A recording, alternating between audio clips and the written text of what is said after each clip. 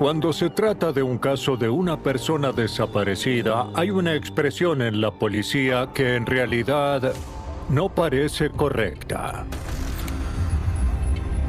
La policía de Miramar estaba buscando a una persona desaparecida.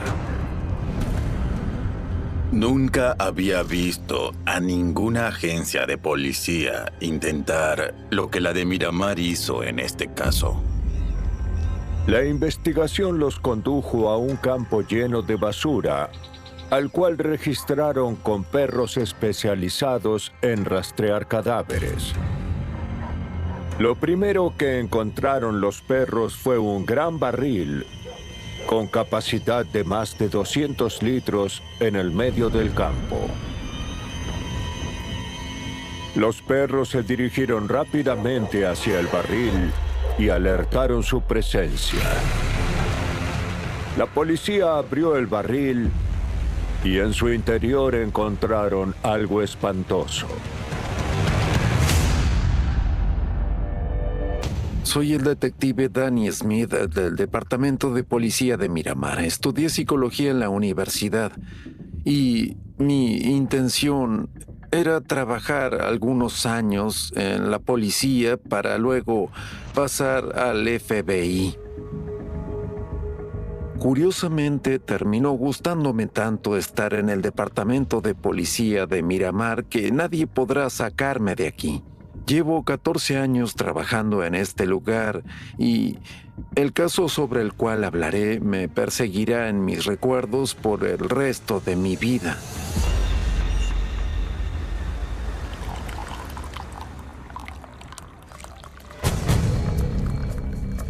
Recuerdo que estábamos en nuestras oficinas de homicidios hasta que vinieron unos detectives especializados en personas desaparecidas que nos pidieron nuestra opinión sobre un caso que les parecía raro. El Departamento de Policía de Miramar estaba investigando la desaparición de una joven de 35 años llamada Lisa Spence. Le echaré un vistazo.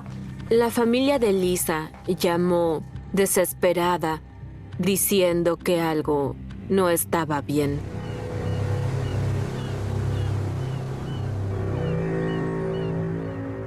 Cuando se asigna un caso de persona desaparecida, primero hay que determinar sus antecedentes. ¿Se trata de alguien que estaba consternado por algo y decidió iniciar una nueva vida?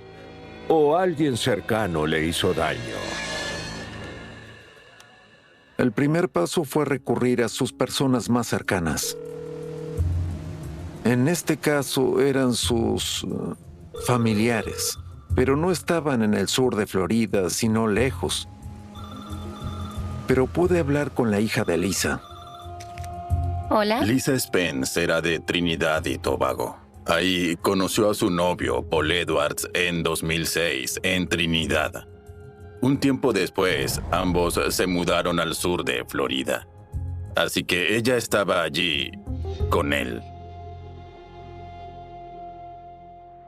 Nos contaron que tenía una linda familia y que ella era muy cariñosa. Tenía una excelente relación con su familia. Lo mismo sucedía con sus hijos. No le resultó fácil venir a los Estados Unidos, porque tuvo que dejar a sus hijos, pero tenía la oportunidad de una mejor vida. No solo para ella, sino también para ellos. Sentía que podía ganar más dinero aquí y luego podría hacer venir a sus hijos. Envía rutinariamente dinero que le pertenece a Trinidad y Tobago para ayudar a su familia. Hacía esto siguiendo el método más común, dentro de barriles de 200 litros, ya que muchos de los barcos de transporte que circulan entre Florida y las islas caribeñas son barcazas. Entonces, con un barril de esas características tienes la garantía de que quedará sellado herméticamente.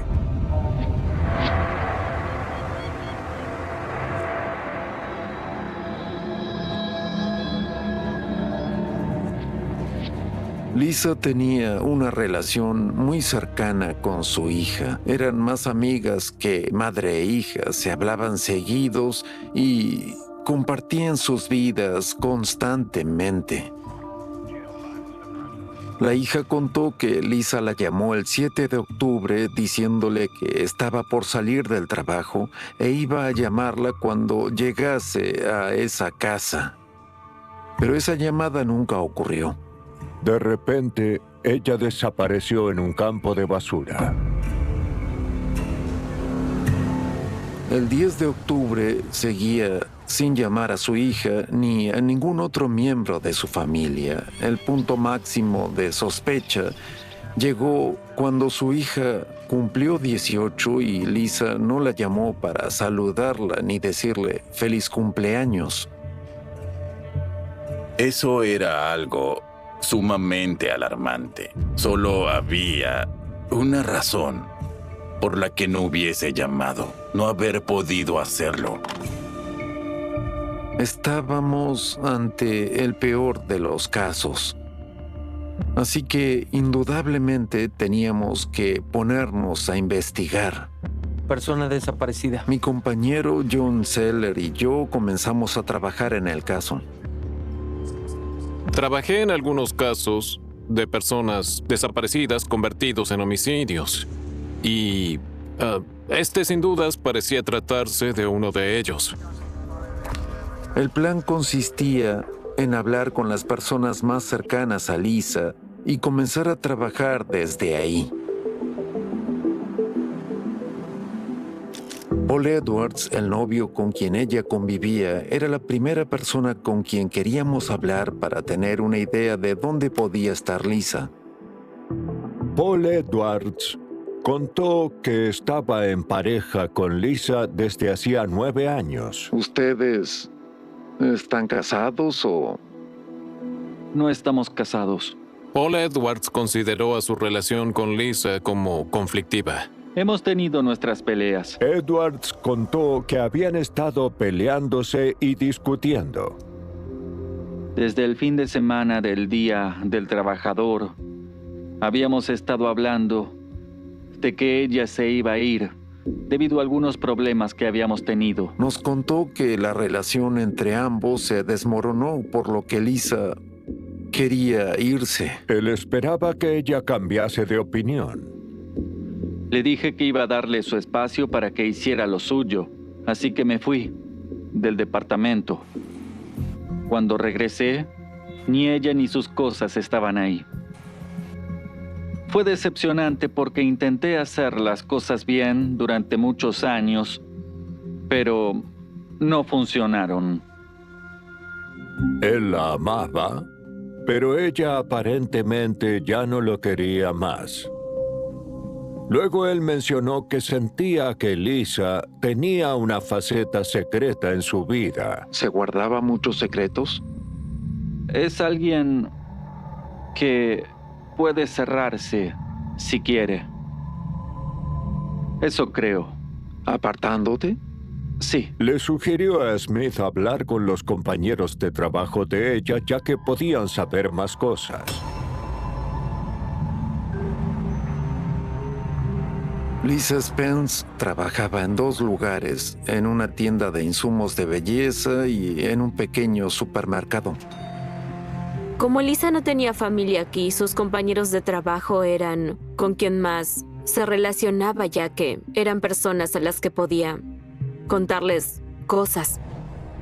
A los compañeros de trabajo les encantan los chismes y disfrutan en particular de conocer los trapos sucios, así que eran una buena fuente de información. Bueno, ustedes... ¿Cuánto tiempo lleva su empleada Lisa trabajando en la tienda? 1 año y medio. ¿Alguna vez se había ausentado tanto? No, nunca había desaparecido así. En ese momento, su jefe mencionó que tenía un cheque listo para ella, pero Lisa nunca fue a recogerlo, así que esto le pareció atípico. De ningún modo se hubiera ido sin recoger su último cheque. Era raro. Cuando Smith se reunió con los ex compañeros, todos transmitieron que estaban preocupados pensando que algo horrible hubiese pasado. A cada uno le preguntó qué más sabía sobre ella y obtuvo una respuesta muy interesante por parte de varios. Me contó que tenía un nuevo novio. Casi todos comentaron que Lisa había empezado a salir con un sujeto que le gustaba mucho. Nos sorprendimos cuando vimos a su nuevo novio. ¿Conociste al nuevo novio de Lisa? Lo conocí las veces que vino a la tienda. Una compañera de trabajo reveló que ese individuo iba a verla todos los días. ¿En serio? Se trataba de algo más que alguien que quería comprar una goma de mascar. Al enterarnos de que había otro sujeto en la vida de ella, fue con él con quien queríamos hablar. Estaba la posibilidad de que tuviera un nuevo novio. Quizás era el lado secreto de la vida de Lisa sobre el cual Paul Edwards se preguntaba.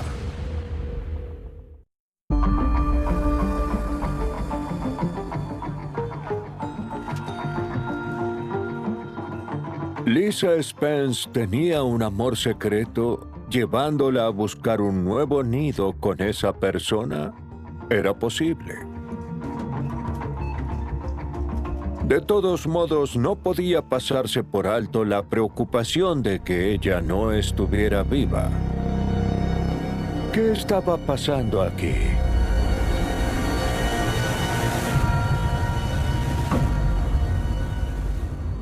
Apenas comenzamos a hacer preguntas sobre ese nuevo novio, logramos ubicarlo.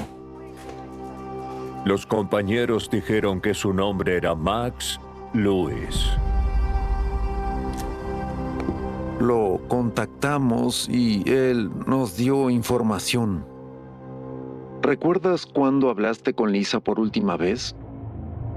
Sí, hablé con ella el último miércoles a la noche, cuando Lisa estaba en el trabajo. Me llamó por teléfono y no supe nada más de ella desde entonces. Cuando hablo con alguien, asumo que me mienten todo, hasta quedarme convencido de lo contrario o demostrar su honestidad. ¿Cuán seria era la relación? Se puso seria hace algunos meses. Bueno, ¿ustedes planeaban mudarse juntos? Escúchame bien. Íbamos a casarnos, ¿entiendes? Mencionó que aunque llevaban saliendo menos de un mes, él quería casarse con ella. Max dio a entender que ella quería casarse con él, aunque nunca se lo había admitido directamente. Qué interesante. Los celos siempre son muy poderosos. Y si Lisa quiso cortar con él, llevándolo a Max a contestarle que ya no iba a amar a nadie más porque iba a acabar con su vida ahora mismo. Leer a la gente como investigador es un arte perdido. ¿Recuerdas a qué hora fue esto? En el caso de este nuevo novio, ¿saliste de la casa en el resto de la noche? Le arrojé todo lo posible para poder desenmascararlo. ¿Qué hiciste al día siguiente, el jueves? Y debo decir que, en mi opinión, fue totalmente honesto conmigo. ¿Qué hiciste ese día? Nos contó dónde había estado cuando desapareció Lisa, lo cual confirmamos mediante los registros de su celular. En este caso se corroboró que él no había estado en el área, así que lo descartamos como sospechoso. Smith tenía que sospechar todo lo que había averiguado. Seguía sin haber evidencia de un delito. Así que Lisa aún podía estar viva. La gente suele preguntarme si buscar a Lisa fue como buscar una aguja en un pajar, pero no fue así. Fue como buscar una aguja dentro de una pila de agujas. Smith analizaba la situación para determinar cómo proceder. Yo he pasado por eso y es feo, pero uno de los hermanos de Lisa que vivía en el país fue a declarar. Recibí un mensaje de mi hermana. El hermano de Lisa nos informó que estaba recibiendo mensajes de texto de ella después de su desaparición. Eso nos pareció muy extraño. ¿Lisa estaba desaparecida o no? El mensaje decía que Lisa Spence se había mudado a Jacksonville, Florida, y que ella estaba bien mientras intentaba rearmar su vida. Jacksonville y Miramar están en extremos opuestos dentro del estado de Florida. Hubo un momento en el cual tuve la esperanza de que Lisa realmente estuviera en Jacksonville sana y salva. Sin embargo, su hermano reveló que eso era muy inusual, porque ella no enviaba mensajes de texto. Llamaba si quería hablar con alguien, así que eso le pareció sospechoso. Para él, Lisa no había enviado esos mensajes. Algo no olía bien. Queríamos indagar en esto, queríamos asegurarnos de si ella estaba viva o no lo estaba, y como fuera, teníamos que ocuparnos del asunto. Obtuvimos una orden judicial para determinar la ubicación del celular de Lisa y confirmar si éste se encontraba en Jacksonville.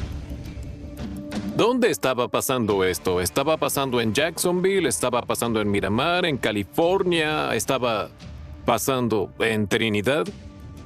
Observando las ubicaciones del celular, descubrimos que este no estaba ni cerca de Jacksonville. Su teléfono nunca abandonó la zona de Miramar en el sur de Florida. Ni Lisa ni su teléfono estaban en Jacksonville. Mientras armábamos el rompecabezas, terminamos volviendo a la relación entre Paul y Lisa.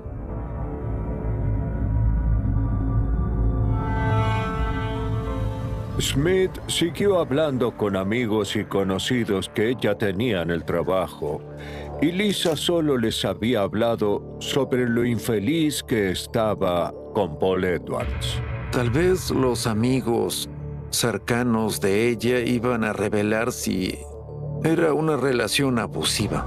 ¿Alguna vez te contó si él la golpeó? Escuché historias de abuso. Había habido violencia física por parte de Paul hacia Lisa. Él la golpeó y ella me llamó. Eso no se podía pasar por alto. Paul Edwards pasó a ser el principal sospechoso de la desaparición de Lisa. Paul Edwards. Si el señor Edwards había hecho eso, ¿cómo se deshizo de los restos? En un auto era una probabilidad, pero Edwards no lo tenía. Finalmente terminamos descubriendo que Paul había alquilado un auto. ¿Era una coincidencia? Nadie que investiga homicidios cree en las coincidencias.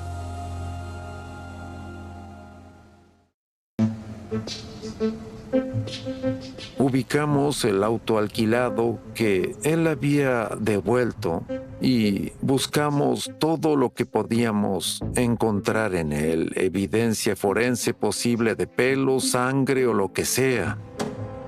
Esperaba encontrar en el vehículo algo que vinculara a Edwards con la desaparición de Lisa. Esta fue una verdadera pesadilla para la investigación porque las empresas de alquiler de autos limpian sus vehículos. El equipo forense pasó horas buscando en todas partes dentro del vehículo. En ese momento no creí que encontráramos nada de valor, pero había que intentarlo. Eso es lo que hacen los buenos policías. No asumen el fracaso, sino la victoria. Afortunadamente hallamos una mancha de sangre en la parte de atrás del vehículo. No había ADN de Lisa Spence, pero sí sangre humana en un auto de alquiler. ¿Era evidencia condenatoria? No. Pero era algo, era un principio. Lo siguiente era obtener una orden de registro de la casa de Edwards. Cuando fuimos a esa casa, yo estaba cautelosamente optimista. Esperaba que viéramos evidencia de una escena del crimen. Algo debía poder indicarnos lo que había pasado. A primera vista, parecía una casa normal.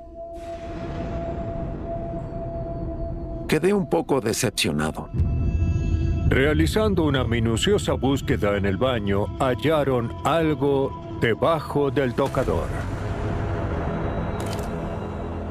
Había una pequeña marca de sangre debajo del tocador del baño.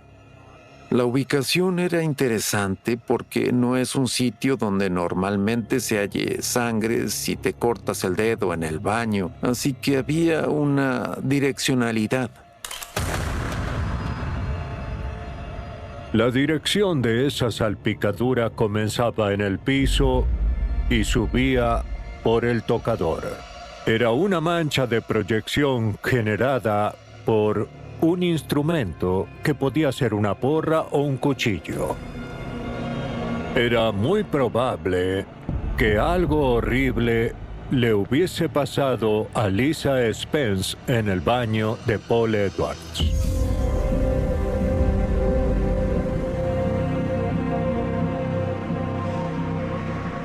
Es un triste hecho de la humanidad que el amor y el homicidio se relacionan. El amor produce una emoción que lleva al asesinato.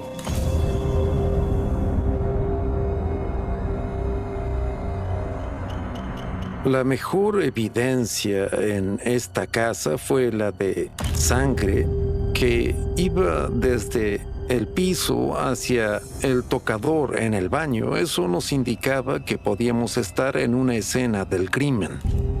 Si los instintos de Smith eran los correctos, Lisa Spence había muerto en su casa.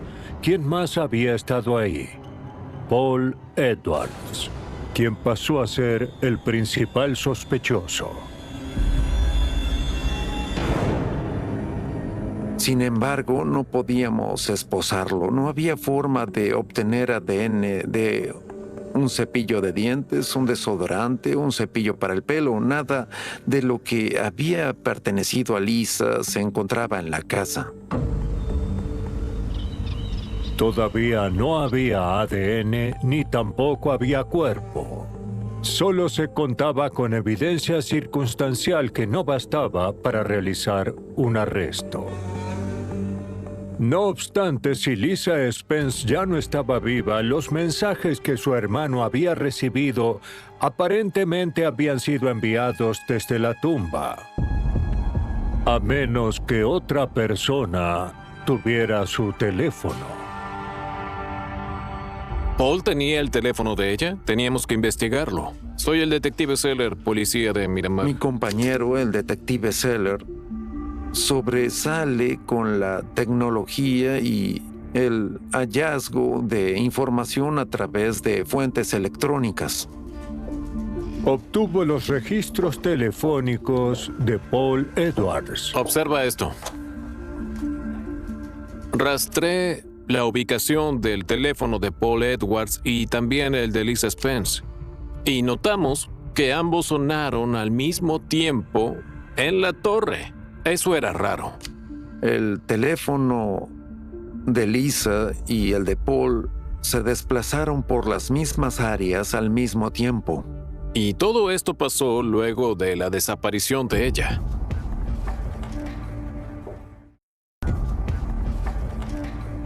Obtener los registros telefónicos fue muy iluminador. Viendo la información quedé 99% seguro de que Paul había estado conduciendo con el teléfono de Lisa. Fue algo que comprobé concretamente. Eso era algo que había pasado. Pero llegar a un tribunal era otra cosa. No se había hallado el cuerpo, por lo que esto solo seguía siendo un caso de persona desaparecida. El instinto solo no sirve. Sí que haya pruebas más allá de toda duda, y aún no las había. Y en ese momento la investigación se estancó.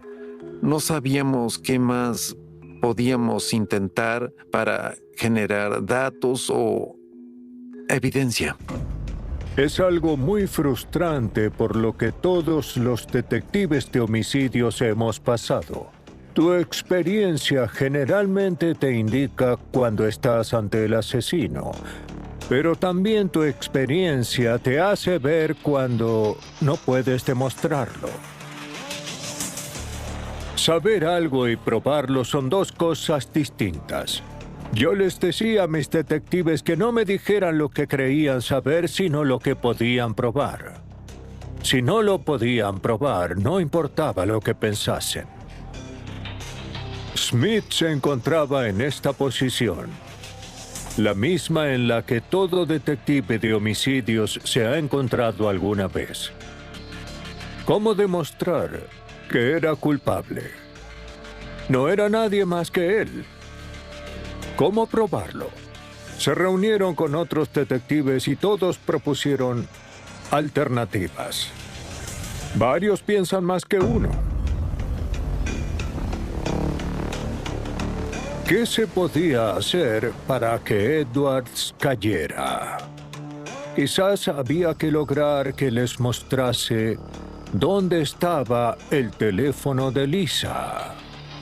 O mejor aún, dónde se había deshecho del cuerpo.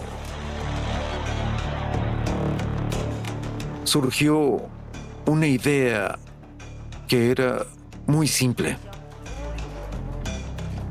Propusimos llamar a Paul o enviarle un mensaje haciendo parecer que Lisa lo había hecho, para luego seguirlo y ver qué hacía.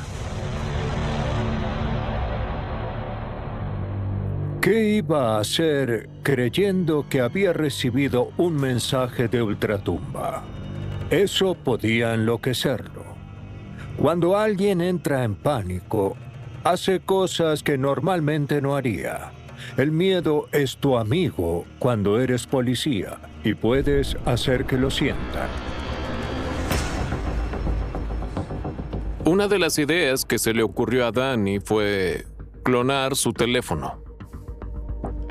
Se compró un teléfono y se obtuvo una orden judicial que se presentó a la empresa telefónica para que transfiriera el número de Lisa al celular que había comprado.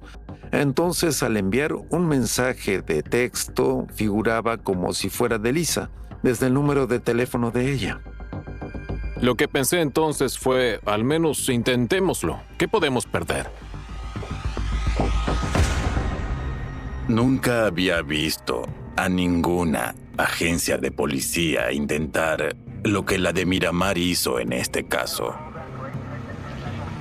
A lo largo de mi carrera, frecuentemente he intentado meterme en la mente de la gente a la que trato de atrapar. Suelo preguntarme cómo reaccionaría si tal cosa pasara en el lugar de esa persona. En este caso, deduje que podían pasar algunas cosas. Podía decir, Detective Smith, acabo de recibir un mensaje de ella. ¿Está bien? También podía no hacer nada. Por último, podía subirse a su auto e irse a alguna parte o visitar a alguien.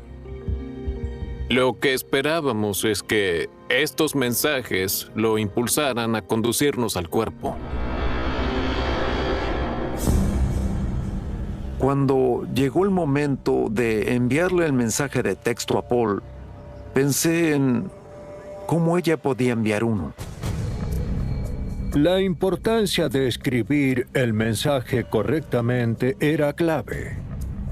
Hacerlo coincidir con cómo Lisa Spence lo hubiese enviado era lo que a él le hubiese dado miedo de verdad.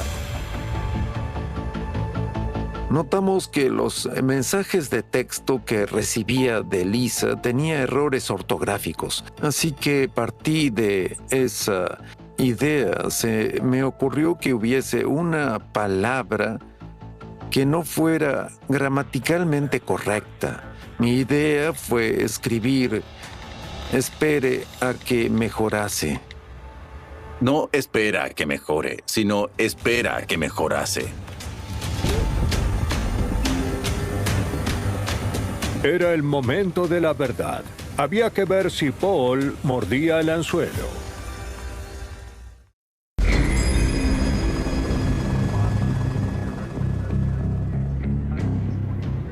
El equipo de vigilancia estaba esperando a ver lo que Paul iba a hacer tras recibir el mensaje de ultratumba. Enviar un mensaje de texto desde un teléfono clonado era su último recurso. ¿Creía que fuera a funcionar? No, de ningún modo, ni un poco. ¿Tenía que intentarlo? Claro que sí. El plan realmente fue brillante. Era algo totalmente diferente e inesperado. Smith no tenía chance. Tuvimos vigilancia aérea y vehicular. Prácticamente todo el plantel de detectives estaba listo en autos civiles. Fue una operación masiva. Esperamos y esperamos hasta que nos pusimos un poco nerviosos porque no había movimiento alguno, sino silencio total. Nada pasó durante la primera y segunda hora tras el envío del mensaje. Pero Edwards mostró movimiento en la tercera hora. Se subió a un vehículo alquilado y comenzó a conducir. La vigilancia entró en acción. El helicóptero seguía al vehículo. Todo estaba funcionando. Queríamos ver a dónde iba. Conducía erráticamente. Él doblaba y luego hacía algunos giros en U. Hizo todo lo que hace la gente cuando intenta asegurarse de no estar siendo seguida. Una de las cosas más importantes en un operativo como este es no delatarte. No puedes permitir que la otra persona sepa que la estás siguiendo ni tienes interés en saber a dónde va, porque eso derrumba el propósito del operativo. Finalmente quedó convencido de que nadie lo veía. A esa altura había que anotar las áreas hacia donde iba y que podían ser excelentes sitios para deshacerse de un cuerpo. Pasó por varios terrenos baldíos y áreas con pasto alto y árboles. Fue a muchos lugares. Uno de ellos estaba en Miami Garden, la ciudad al sur de la nuestra. Condujo hacia una residencia y se detuvo brevemente ahí. ¿Ya te han arreglado el lavaplatos? Lo vimos hablar con la persona que estaba en esa casa. Luego se volteó y se fue. Decidieron ir a hablar con esa persona. Contó algo interesante. Me sorprendió mucho que hoy viniera. Dijo que era amiga de Paul y que él iba a instalarle un electrodoméstico, pero le pareció raro que fuera a su casa porque aún no tenía el electrodoméstico, así que aún no había hecho ese plan con Paul. Eso les pareció raro. Oye, mire ese campo. En ese momento, miraron hacia la izquierda y vieron un terreno baldío. Allí había muchos árboles grandes y basura. Parecía un basurero. Había sofás y mucha basura. Era un buen lugar para ocultar algo a plena vista. Quizás el propósito de Edwards no era hablar con esa mujer, sino echarle un vistazo al campo para asegurarse de que lo que había dejado en ese lugar siguiera ahí.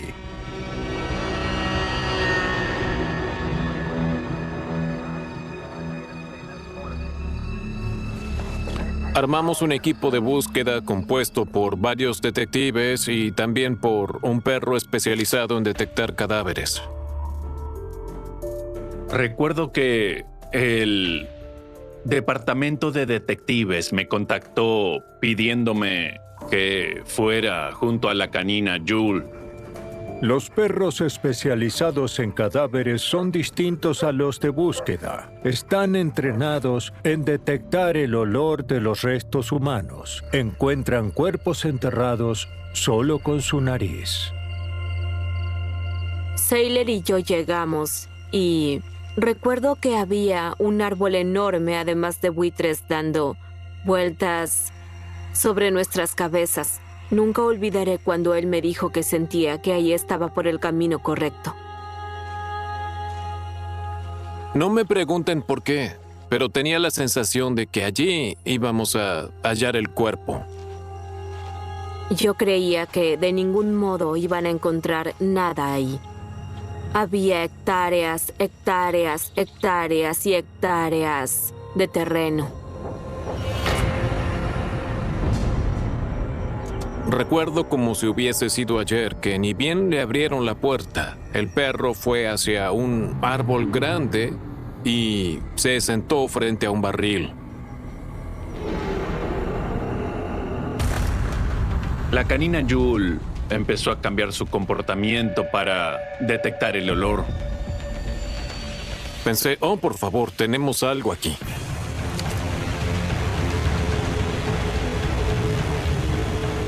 Aunque nosotros no olíamos nada, en ese momento sabíamos que había algo ahí. Lo que fuera que había dentro del barril eran restos humanos.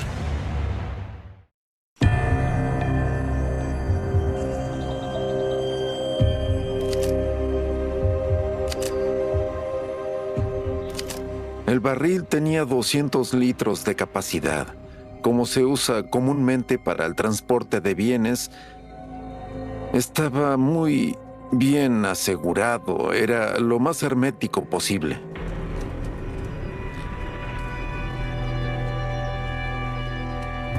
Se tomó la determinación de que lo mejor no era abrirlo ahí, así que lo transportamos a la oficina del forense de Miami-Dade y que lo abrieran allí.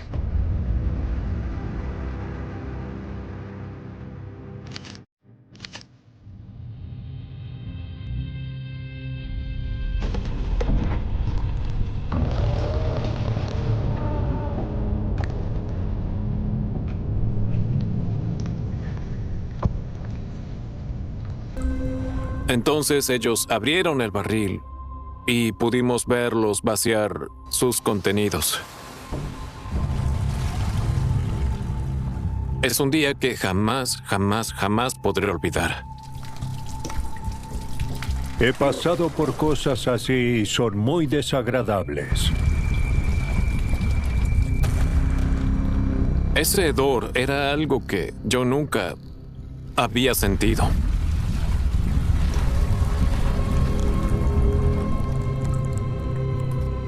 Tras verter los contenidos del barril, hallaron los restos de una mujer de color. El estado de descomposición era avanzado.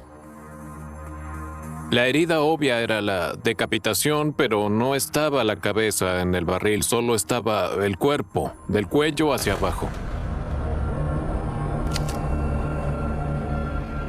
Estaba el 95% del cuerpo. Faltaba el último 5%. Era importante identificar a esa persona.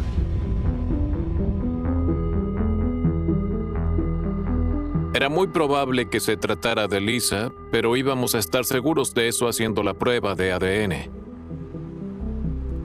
John Seller y yo fuimos a Trinidad Tobago y tomamos muestras de ADN de la hija de Lisa, las cuales trajimos a nuestros laboratorios para compararlo con el cuerpo hallado en el barril.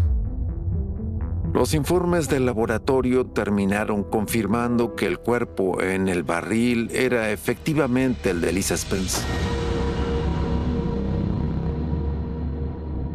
Según el forense, el cuerpo llevaba aproximadamente 6 semanas muerto. Había al menos 33 puñaladas. Fue algo personal. Cuando apuñalas a alguien 33 veces, no quieres matarlo, sino castigarlo.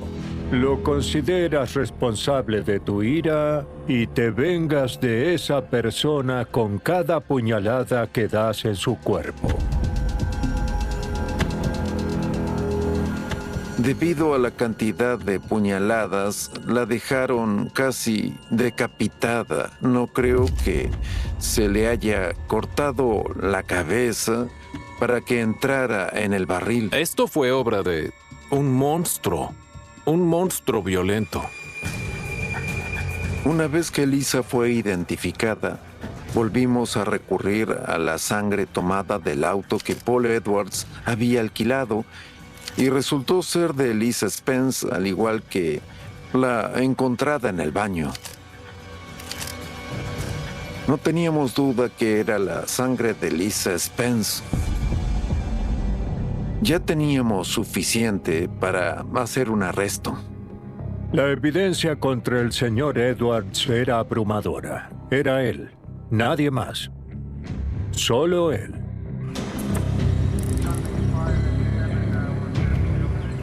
Fue satisfactorio esposarlo y decirle verbalmente que estaba arrestado. Esperaba hacerle varias preguntas cuyas respuestas me interesaban. Eso no era posible. Edwards exigió de inmediato un abogado y no hizo declaraciones. Fue llevado a la cárcel. Fue el final simple y muy rápido de una larga investigación. Se asumieron algunas cosas que ocurrieron en el evento que causó la prematura muerte de Lisa Spence. Creo que el asesinato ocurrió en la casa que compartían Paul y Lisa. Según la familia de Lisa, Paul era un novio controlador porque le exigía a ella que estuviera presente las 24 horas al día. Solo la dejaba tranquila cuando trabajaba.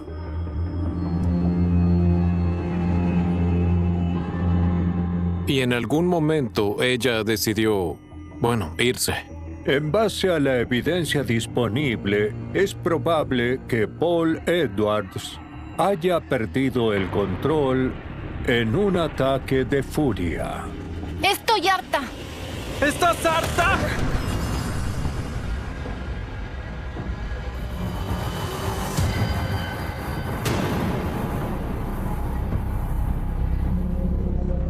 La arrojó al suelo del baño y la atacó con un cuchillo,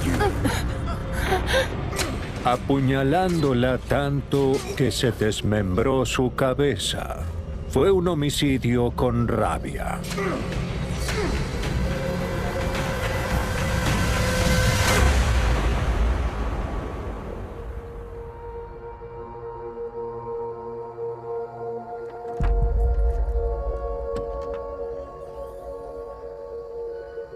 Una vez que el barril estuvo en la casa, se desarrolló un delito oportunista.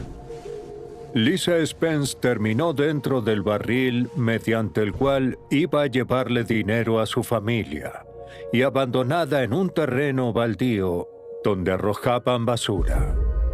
Una de las cosas que más me molestan es donde terminó Lisa. Es triste que su vida se haya visto truncada y ella fuese deshecha como basura. Esto llegó a juicio en el estado de Florida, y tras solo 3 horas, el jurado declaró a Paul Edwards culpable de homicidio calificado. La apuñaló 30 veces.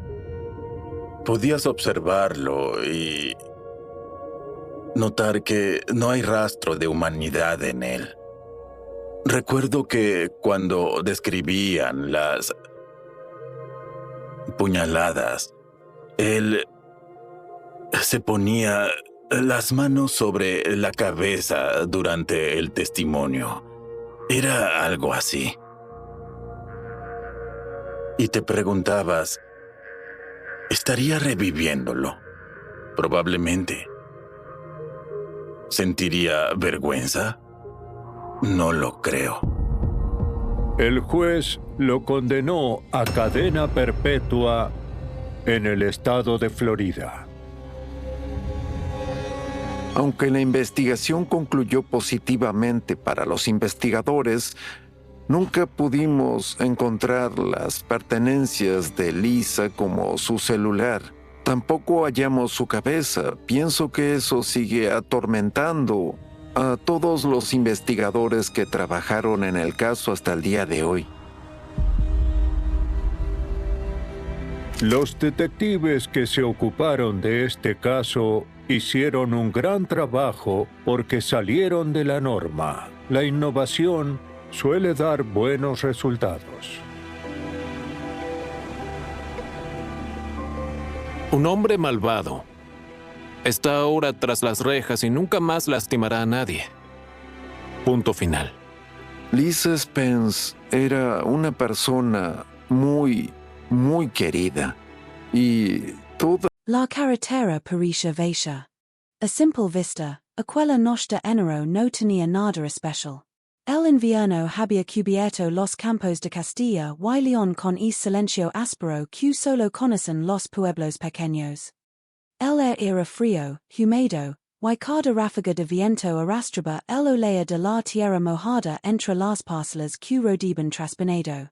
A kilómetros de distancia, las luces de algunos vehículos atravesaban la oscuridad como agujas blancas que aparecen y desaparecen entre las curvas. Las casas permanecían cerradas. Las persianas bajadas. Los perros dormían detrás de los portones. El pueblo entero parecía haberse rendido a la madrugada. Pero en algún punto de aquella noche ocurrió algo que nadie vio. Algo que transformaría para siempre la historia de una familia.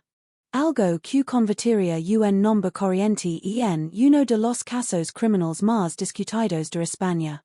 Porque durante semanas, mientras los vecinos caminaban por las mismas calles, mientras los coques recorrían los mismos caminos y mientras los investigadores peinaban una y otra vez los alrededores, una pregunta comenzó a crecer como una sombra imposible de ignorar. ¿Dónde estaba Esther López? Y quizzes una pregunta aún más inquietante. ¿Quién sabía realmente lo que había ocurrido aquella noche? La historia de Esther no comienza con un crimen.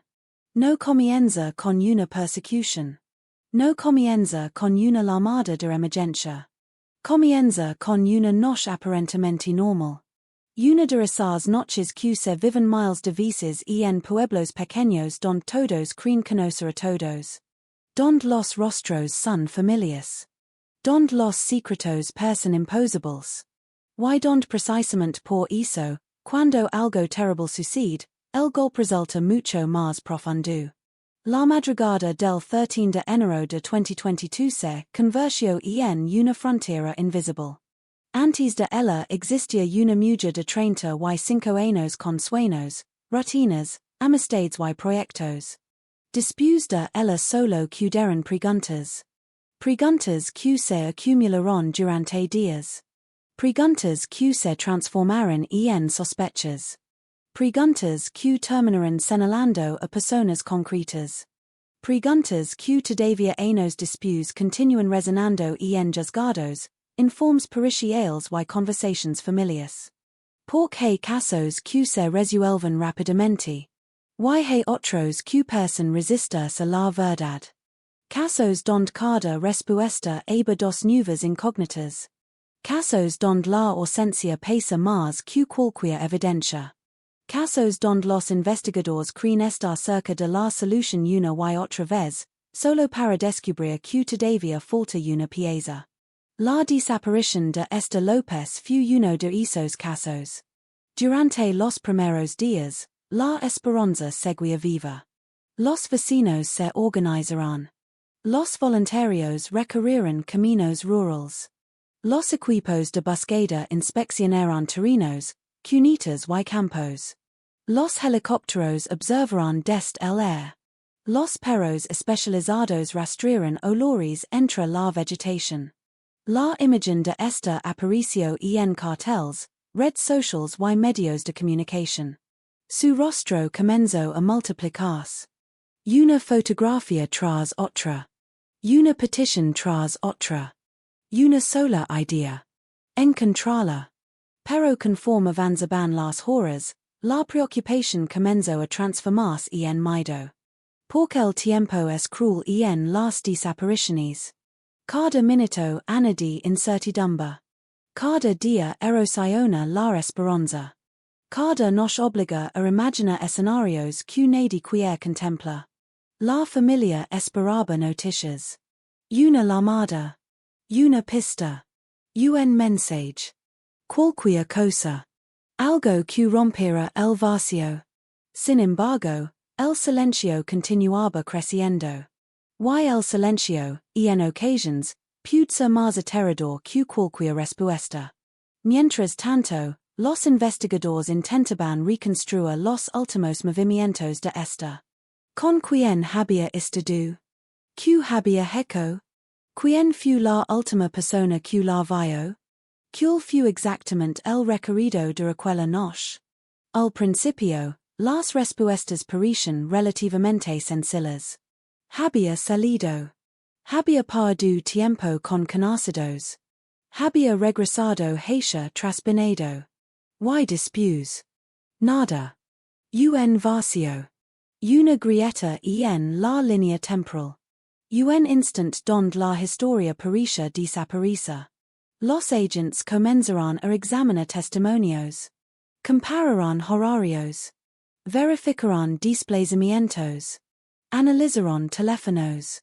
Intentaron convertir recuerdos fragmentados en una cronología coherente. Pero cuanto más observaban, más compleja parecía la situación. Porque las desapariciones raramente son tan simples como parecen. Y porque la memoria humana es imperfecta. Algunas personas recordaban detalles concretos. Otras no estaban seguras. Algunas afirmaciones encajaban. Otras generaban nuevas dudas. Poco a poco, aquella investigación empezó a adquirir un tono distinto. Y no se trataba únicamente de encontrar a una persona desaparecida. Se trataba de descubrir qué había ocurrido durante las últimas horas de su vida. Y en algún lugar, alguien conoce la verdad. Tal vez una parte de ella. Tal vez toda. Pero la verdad permanece oculta. Los días siguieron pasando. El invierno continuaba avanzando. Las temperaturas descendían durante la noche. Los campos permanecían inmóviles bajo cielos grises. Y mientras tanto, la incertidumbre comenzaba a consumir a quienes más querían a esta. Imagina el sufrimiento de una familia en una situación así resulta casi imposible. Cada llamada telefónica acelera el corazón. Cada vehículo que se detiene frente a la casa provoca una reacción inmediata. Cada noticia genera una mezcla de esperanza y terror. Porque siempre existe la posibilidad de recibir aquello que nadie desea escuchar. Y la espera continua. La espera siempre continua. Lo más inquietante era que nadie parecía capaz de explicar de forma convincente cómo una mujer adulta podía desaparecer de aquella manera. No se había esfumado en una gran ciudad. No había desaparecido entre millones de personas. No había cruzado una frontera. Todo ocurrió en un entorno relativamente pequeño. Un lugar donde los caminos son conocidos. Donde las distancias son cortas. Donde cualquier movimiento deja huellas. O al menos debería dejarlas. Esa contradicción comenzó a obsesionar a investigadores y periodistas. ¿Cómo podía alguien desaparecer tan cerca de casa? ¿Cómo era posible que nadie hubiera visto nada? ¿Cómo podía existir un vacío tan grande en una historia aparentemente tan sencilla? Con el paso de las semanas, el caso empezó a atraer atención nacional. Las cámaras llegaron. Los reporteros aparecieron. Los programas de televisión comenzaron a analizar cada detalle. Cada fotografía.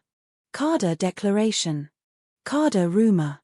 Y como suele ocurrir en los casos mediáticos, las teorías comenzaron a multiplicarse. Algunas parecían razonables. Otras rozaban la fantasía.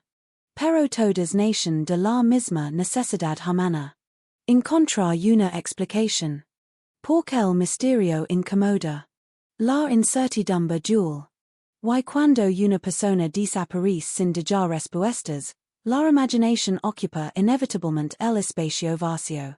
Sin embargo, la realidad suele ser mucho más compleja que cualquier teoría. Y mucho más oscura. Lo que nadie sabía entonces era que el caso estaba lejos de terminar. De hecho, apenas estaba comenzando. La investigación recorrería caminos inesperados. Las sospechas cambiarían.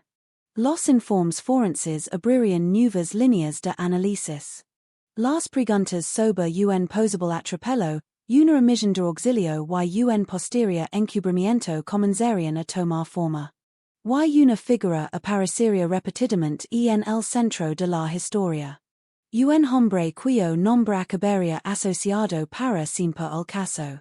Pero aquella noche, en medio de la oscuridad de enero, nada de eso era visible todavía. Solo existía una mujer desaparecida. Un pueblo inquieto. Una familia desesperada. Y una pregunta suspendida sobre los campos silenciosos de Traspenado. Una pregunta que se volvería más pesada con cada amanecer. ¿Qué ocurrió realmente con Esther López? Para entender lo que ocurrió aquella noche de enero, primero hay que comprender el lugar donde sucedió. Porque algunos casos parecen estar ligados a una ciudad concreta. Otros a una casa. Otros a una carretera. Y en ocasiones, el escenario se convierte en un personaje más de la historia. Traspenado era uno de esos lugares.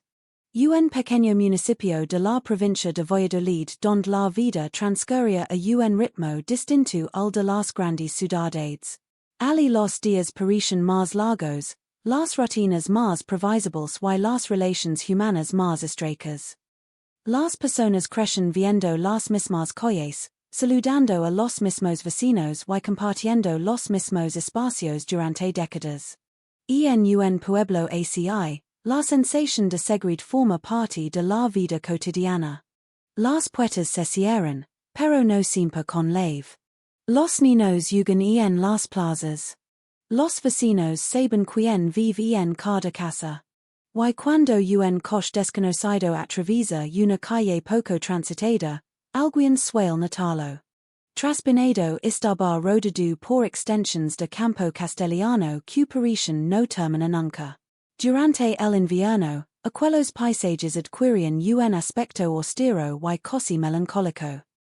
La tierra oscura, los árboles desnudos y la niebla ocasional componían una imagen silenciosa que contrastaba con el bullicio de las ciudades cercanas. A simple vista, era un lugar tranquilo. Un lugar donde nadie esperaba convertirse en protagonista de una tragedia nacional. Las mañanas comenzaban temprano. Los comercios abrían sus puertas. Los agricultores iniciaban sus jornadas. Los jubilados se reúnen para conversar. Las familias seguían rutinas que apenas cambiaban con el paso de los años. La estabilidad era una de las características que definían al pueblo. Por eso, cuando algo rompía esa normalidad, el impacto se multiplicaba. Un accident. Un incendio. Una desaparición. Cualquier acontecimiento extraordinario adquiría una dimensión mucho mayor que en una gran ciudad. Porque en un lugar pequeño no existen los desconocidos absolutos. Cada historia termina conectando con otra. Cada familia conoce a otra familia. Cada nombre tiene un rostro. Y cada rostro tiene una historia. A principios de 2022, España todavía vivía las consecuencias emocionales de años complejos. Las conversaciones sobre incertidumbre, dificultades económicas y cambios sociales formaban parte del día a día. Sin embargo, en pueblos como Traspenado, la vida seguía aferrándose a sus costumbres. Los fines de semana continuaban reuniendo a amigos y familias. Los bares seguían siendo puntos de encuentro. El fútbol seguía ocupando un espacio importante en las conversaciones. Y las noches de invierno conservaban esa mezcla de frío y cercanía que solo existe cuando varias personas comparten una mesa en un establecimiento conocido. Enero era especialmente duro. Las temperaturas descendían con fuerza cuando caía el sol. Las carreteras rurales se volvían más oscuras. La humedad atravesaba la ropa. Y el silencio nocturno parecía extenderse sobre los campos como una manta invisible. Aquella semana no parecía diferente a tantas otras. Nada hacía pensar que estaba a punto de producirse un acontecimiento que cambiaría la percepción del pueblo para siempre. Las calles continuaban iluminadas por farolas dispersas. Los vecinos seguían con sus rutinas. Los coches recorrían los caminos habituales. Y la inmensa mayoría de las personas se preparaba para afrontar un año que apenas acababa de comenzar. Pero los lugares no son únicamente escenarios físicos. También son acumulaciones de relaciones humanas. Y para comprender esta historia era necesario entender algo más profundo. La red invisible que conectaba a quienes vivían allí. Las amistades. Los encuentros casuales. Las conversaciones repetidas durante años. Los vínculos construidos a lo largo de décadas. Y en los pueblos pequeños, las relaciones suelen ser más complejas de lo que parecen. Las personas coinciden una y otra vez. En celebrations. En reuniones familiares. En fiestas locales. En bares. En calles. En comercios. El resultado es una comunidad donde casi todos saben algo sobre casi todos. No necesariamente los secretos más profundos. Pero hay suficientes detalles como para construir una imagen de cada persona. Esa característica tendría una enorme importancia en los acontecimientos posteriores. Porque cuando esta desapareció, no solo desapareció una mujer. Desapareció alguien conocida. Alguien reconocible. Alguien que formaba parte de aquel entramado social. Y cuando eso ocurre, el impacto colectivo resulta inmediato. Los rumores comienzan a circular. Las hipótesis nacen espontáneamente. Las conversaciones cambian de tono. El miedo aparece. Porque si algo terrible puede ocurrir a una persona conocida, entonces nadie se siente completamente protegido. Durante las semanas posteriores, muchas personas recordarían aquellos días previos a la desaparición como un tiempo aparentemente normal. Demasiado normal. Con la perspectiva que ofrecen los años, la memoria humana suele buscar señales de advertencia. Pequeños detalles. Comentarios olvidados. Situaciones que en su momento parecen insignificantes. Pero la realidad rara vez funciona así. Las tragedias suelen irrumpir sin anunciarse. No ligen accompanadas de musica dramatica. No aparição precedidas por grandes sinais. Simplesmente sucedem. Y quando sucedem, todo cambia. La noche del 12 de enero avanzaba lentamente sobre traspanado. Las luces de las viviendas comenzaban a apagarse una tras otra. Las temperaturas descendían. El viento recorría los caminos rurales. La oscuridad se extendía sobre las parcelas agrícolas. Las carreteras secundarias quedaban prácticamente vacías. Solo algunos vehículos ocasionales atravesaban el paisaje. La combinación de frío, distancia y silencio conversa aquellos trayectos nocturnos en experiencias particularmente solitarias. Quienes han vivido en zonas rurales conocen bien esa sensación. La de avanza por una carretera estrecha rodeada por campos oscuros. La de observa únicamente el alcance limitado de los faros. La de sentir que el mundo desaparece más allá de unos pocos metros. Aquella geografía tendría una relevancia enorme. Porque gran parte de la investigación futura giraría precisamente alrededor de esos caminos. De esas cunitas. De esos terrenos. De esos espacios aparentemente vacíos que terminarían siendo examinados una y otra vez. Con drones. Con perros especializados. Con equipos de búsqueda. Con agents caminando lentamente entre la vegetación. Pero en ese momento nadie imaginaba semejante despliegue. Todo seguía pareciendo una noche ordinaria. Y quizá ese uno de los aspectos más inquietantes de esta historia. La absoluta normalidad que precedió al desastre. No hubo persecuciones visibles. No hubo gritos escuchados por decenas de testigos. No hubo escenas espectaculares. Solo una secuencia de acontecimientos cotidianos que terminaron desembocando en una de las investigaciones más complejas y debatidas de los últimos años en España. Mientras la madrugada avanzaba, el pueblo dormía. Las ventanas permanecían cerradas. Las calles vacías. Los relojes seguían marcando el paso del tiempo. Y en algún lugar, entre carreteras secundarias, oscuridad y silencio, se estaba formando el misterio que ocuparía titulares durante años. Un misterio que transformaría para siempre la imagen de traspanado. Porque desde entonces, para muchas personas, aquel pequeño pueblo ya no sería recordado únicamente por sus paisajes, sus tradiciones o su tranquilidad. También quedaría asociado a una pregunta sin respuesta definitiva. Una pregunta que comenzó a perseguir a investigadores, periodistas, vecinos y familias. Una pregunta que se haría cada vez más pesada conforme avanzaron los meses. ¿Qué ocurrió realmente durante las últimas horas de este López? La respuesta todavía estaba oculta. Pero el escenario ya estaba preparado. Las piezas comenzaban a colocarse lentamente. Los protagonistas ya formaban parte de la historia. Y el destino de todos ellos estaba a punto de cruzarse de una manera que ninguno habría podido imaginar. Porque la noche más importante de esta historia acababa de comenzar. Antes de convertirse en un nombre repetido en titulares, antes de que su fotografía apareciera en informativos de toda España y antes de que su historia quedara atrapada dentro de una investigación interminable, esta López era simplemente esta. Y eso es algo que muchas veces se pierde cuando un caso criminal se vuelve conocido. Las personas dejan de ser personas. Se convierten en expedientes. En fechas.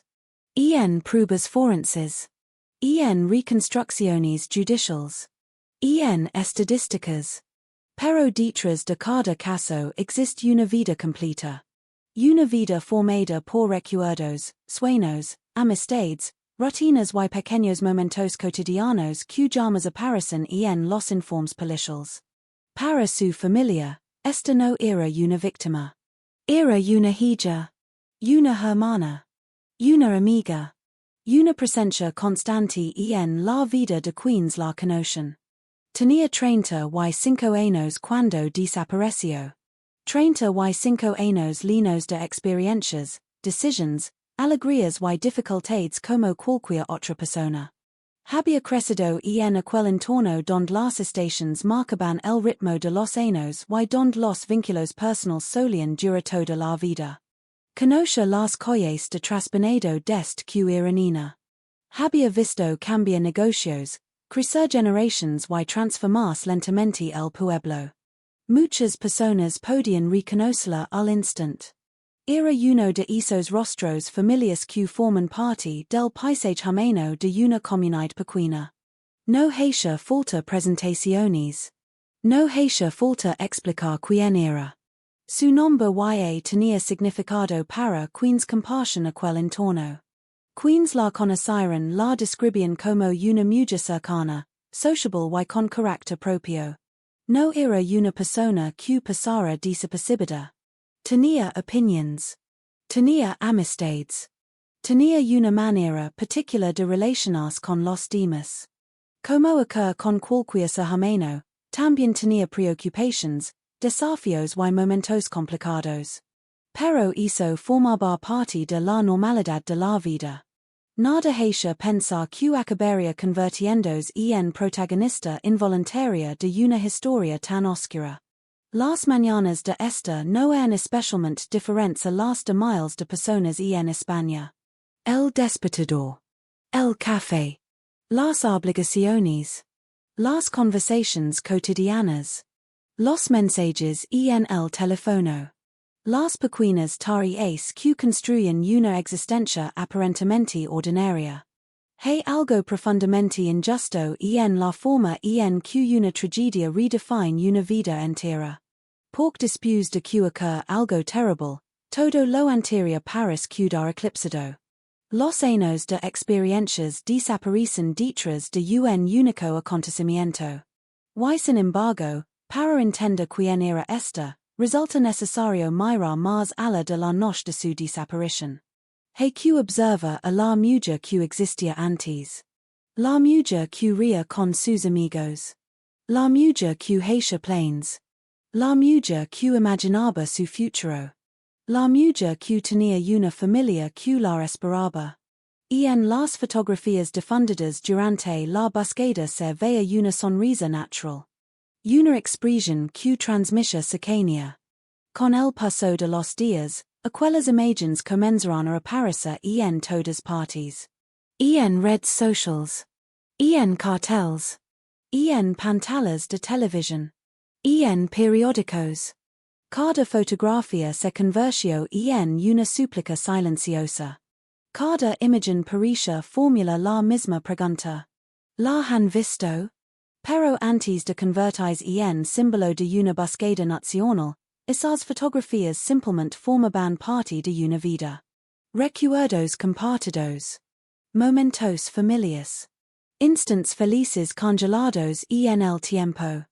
Como ocurre en casi todas las tragedias, nadie imagina que una fotografía cotidiana terminara siendo observada por millones de personas. Nadie piensa que una imagen tomada durante un momento alegre acabara adquiriendo un significado tan doloroso. Las personas viven mirando hacia adelante. Haciendo planes para la semana siguiente. Para el próximo verano. Para los próximos años. Nadie vive esperando convertirse en noticia.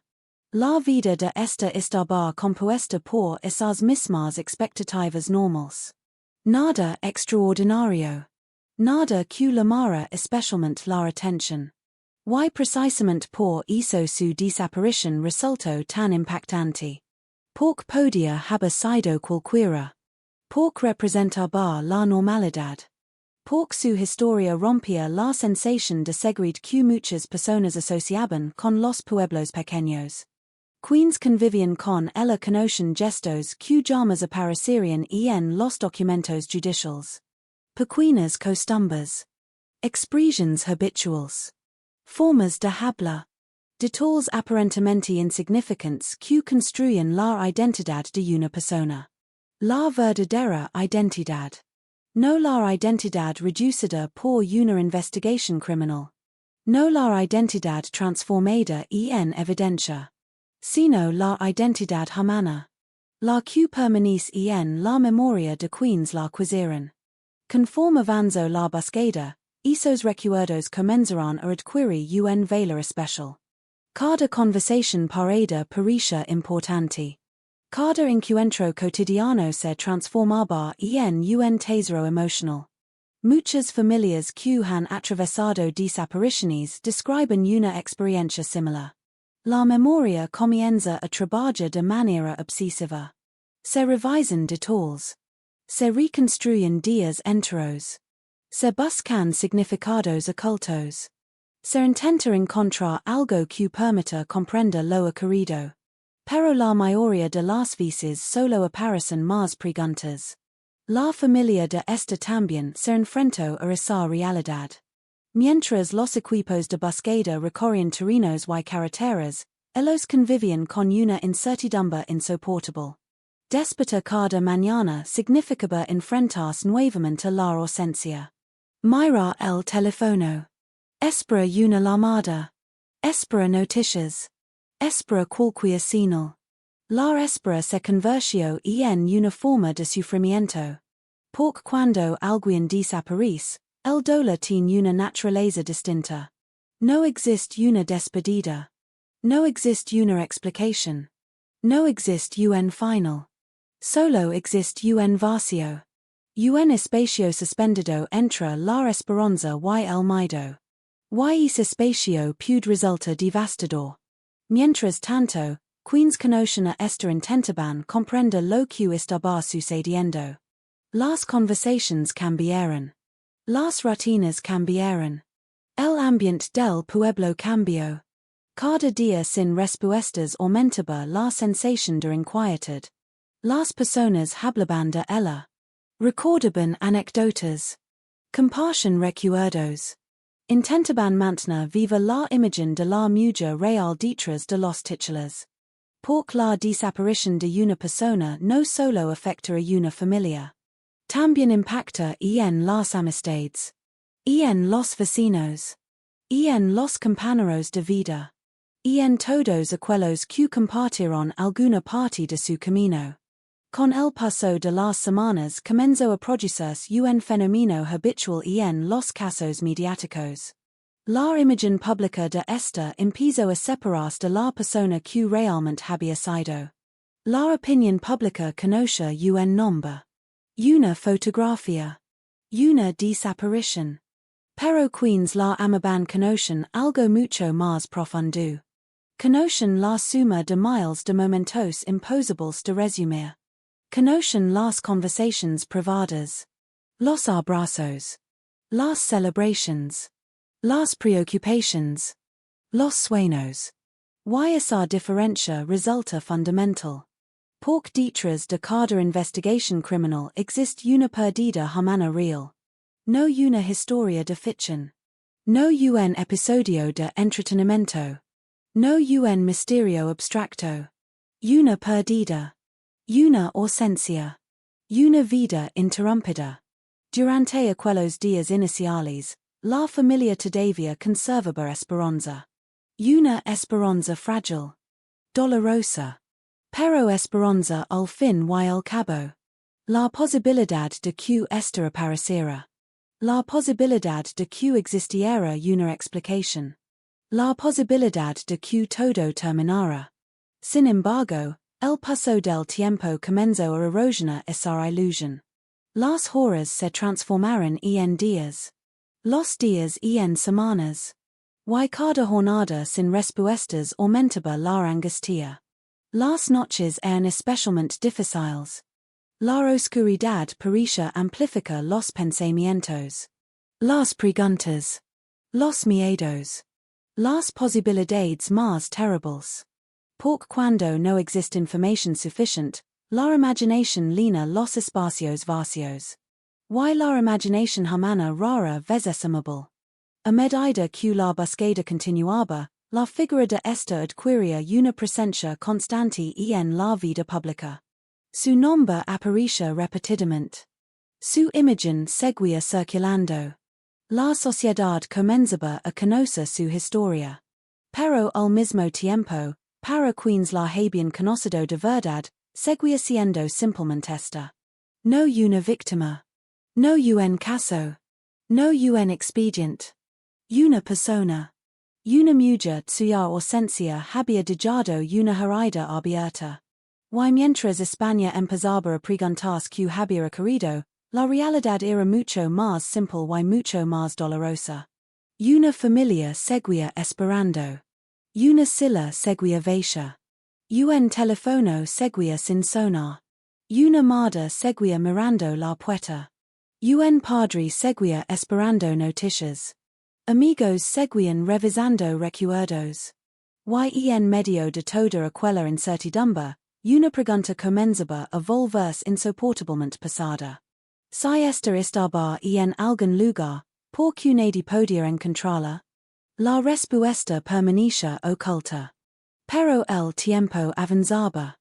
Y con cada día que pasaba, el misterio se hacía más profundo. La mujer que había formado parte de la rutina de un pueblo entero parecía haberse desvanecido. Sin testigos claros. Sin explicaciones convincentes. Sin una verdad capaz de devolver tranquilidad a quienes la buscaban. Todavía nadie conocía el desenlace. Todavía nadie sabía qué había ocurrido durante aquellas horas cruciales. Pero el destino de esta y había comenzado a cambiar para siempre.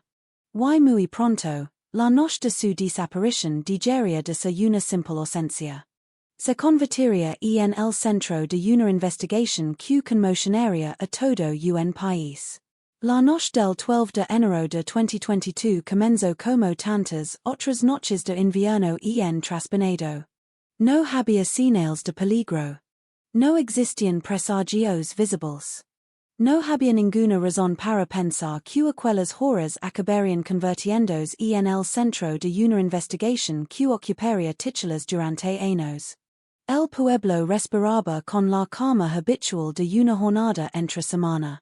Las temperaturas habían descendido al caer la tarde. El aire era frío y cortante. La humedad se referaba a las fachadas y los campos que rodeaban la localidad permanecían inmóviles bajo un cielo oscuro que parecía extenderse hasta el infinito. Dentro de las casas, las luces iluminaban cenas familiares, conversaciones rutinarias y programas de televisión. Fuera, las calles comenzaban a vaciarse lentamente. Entre quienes disfrutaban de aquella noche se encontraba Esther López. No era una noche extraordinaria. No era una celebración especial. Simplemente había salido para compartir tiempo con personas conocidas. Algo normal. Algo cotidiano. Algo que millones de personas hacen cada día sin imaginar que podría ser la última vez. Durante las horas siguientes, este coincidió con varias personas de su entorno. Hablaron, compartieron momentos y siguieron una rutina social aparentemente normal. Las conversaciones iban y venían. El fútbol ocupaba parte de la atención. El ambiente parecía relajado. Nada destacaba especialmente. Nada parecía fuera de lugar. Y precisamente por eso resulta tan difícil reconstruir lo ocurrido después.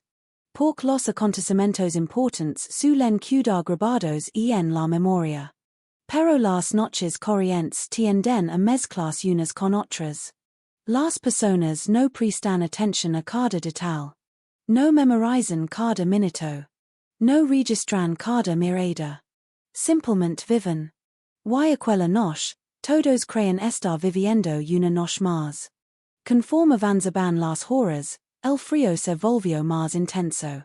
Las carreteras comenzaron a quedar prácticamente vacías.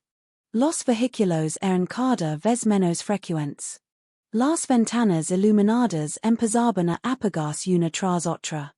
La madrugada se acercaba. Y en algún momento de aquella secuencia de acontecimientos, Esther emprendió el camino de regreso.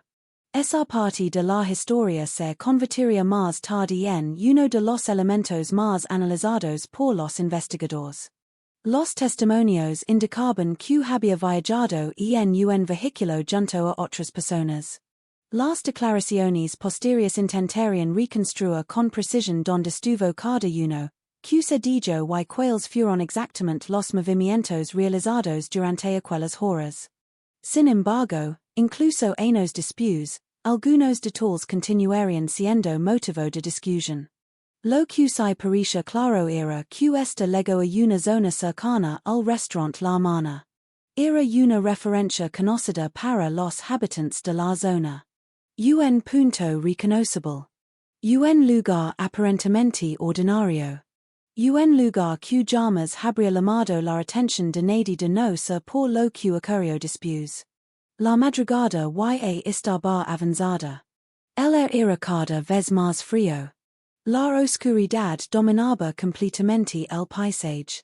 Los campos cercanos permanecían sumergidos en sombras. La iluminación artificial apenas alcanzaba algunos puntos concretos. Más allá de ellos solo existía la noche. Según los relatos conocidos, este descendió del vehículo.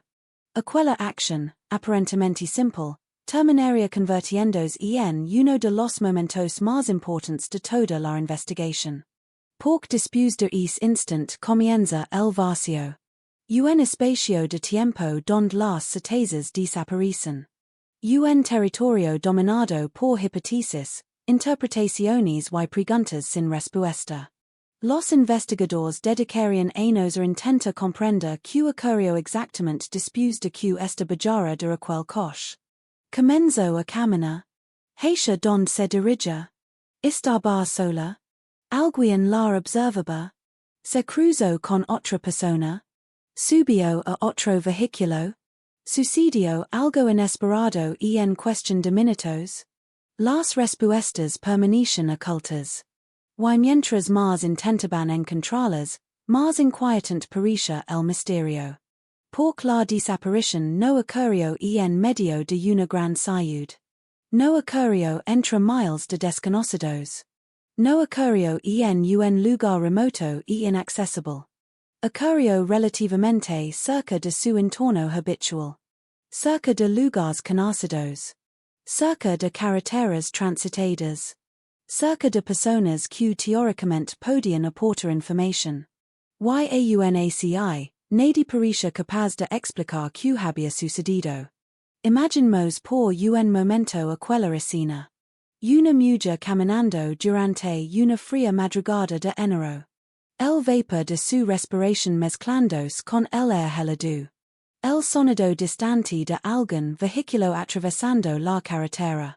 Las sombras alargadas proyectadas por las pocas luces disponibles. El silencio característico de las zonas rurales cuando la mayoría de las personas duermen. Nada parece amenazante. Nada parece extraordinario. Y sin embargo, en algún punto de ese recorrido invisible, la historia cambia para siempre. Los investigadores creen que los acontecimientos decisivos pudieran producirse durante un periodo extremadamente corto. Minutos. Tal vez incluso menos. A veces la diferencia entre una noche normal y una tragedia se mide precisamente así. En minutos. En decisions.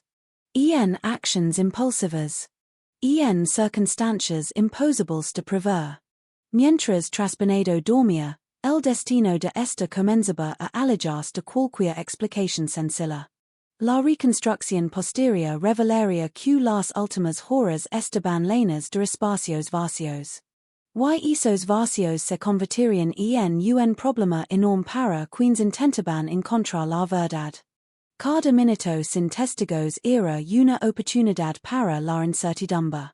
Cada detalle no confirmado generaba nuevas preguntas. Cada contradicción alimentaba nuevas teorías. Con el paso de los años surgirían múltiples interpretaciones. Algunas apuntaban hacia un accidente. Otras sugerían una secuencia más compleja. Algunas personas creen que la explicación era relativamente simple. Otras estaban convencidas de que existían elementos ocultos que todavía no habían salido a la luz. Pero aquella madrugada nadie discutía teorías. Nadie analizaba informes. Nadie observaba mapas de reconstrucción. Solo existía una mujer desapareciendo progresivamente dentro de la oscuridad. La noche avanzó.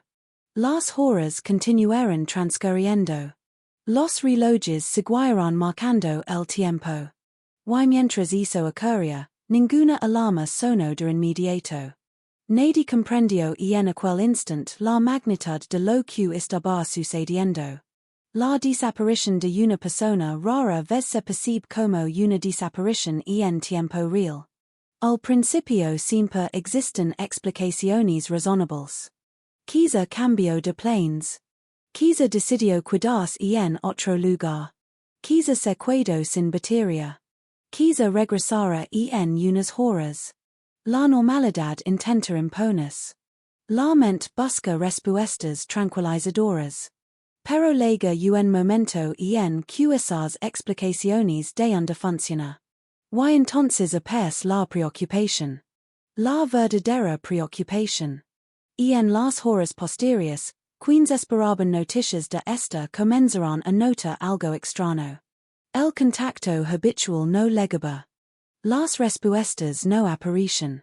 El silencio comenzaba a prolongarse más de lo normal. Y el silencio, cuando afecta a alguien cercano, tiene una forma muy particular de crecer.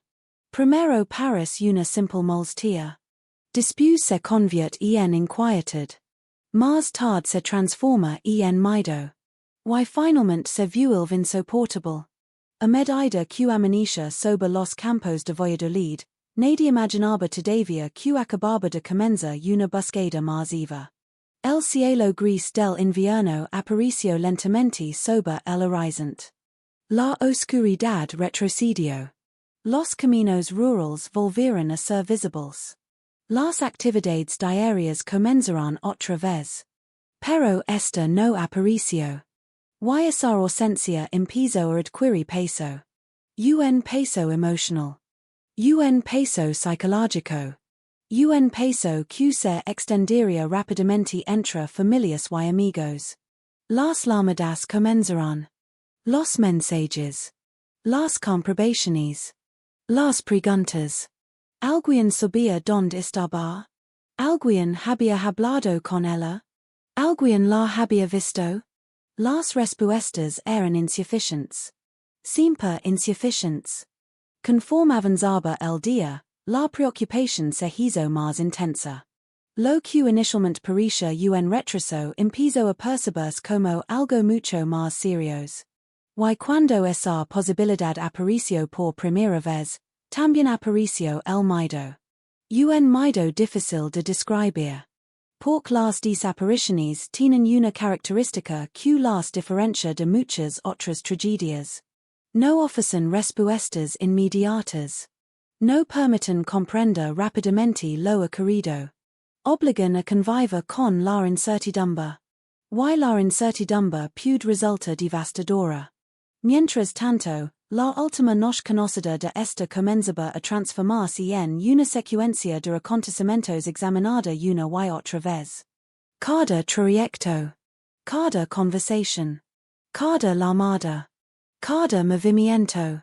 Todo sería analizado. Todo sería reconstruido. Todo sería discutido. Pero en aquel momento todavía nadie conoce la importancia de esos detalles. Todavía no existían informes periciales.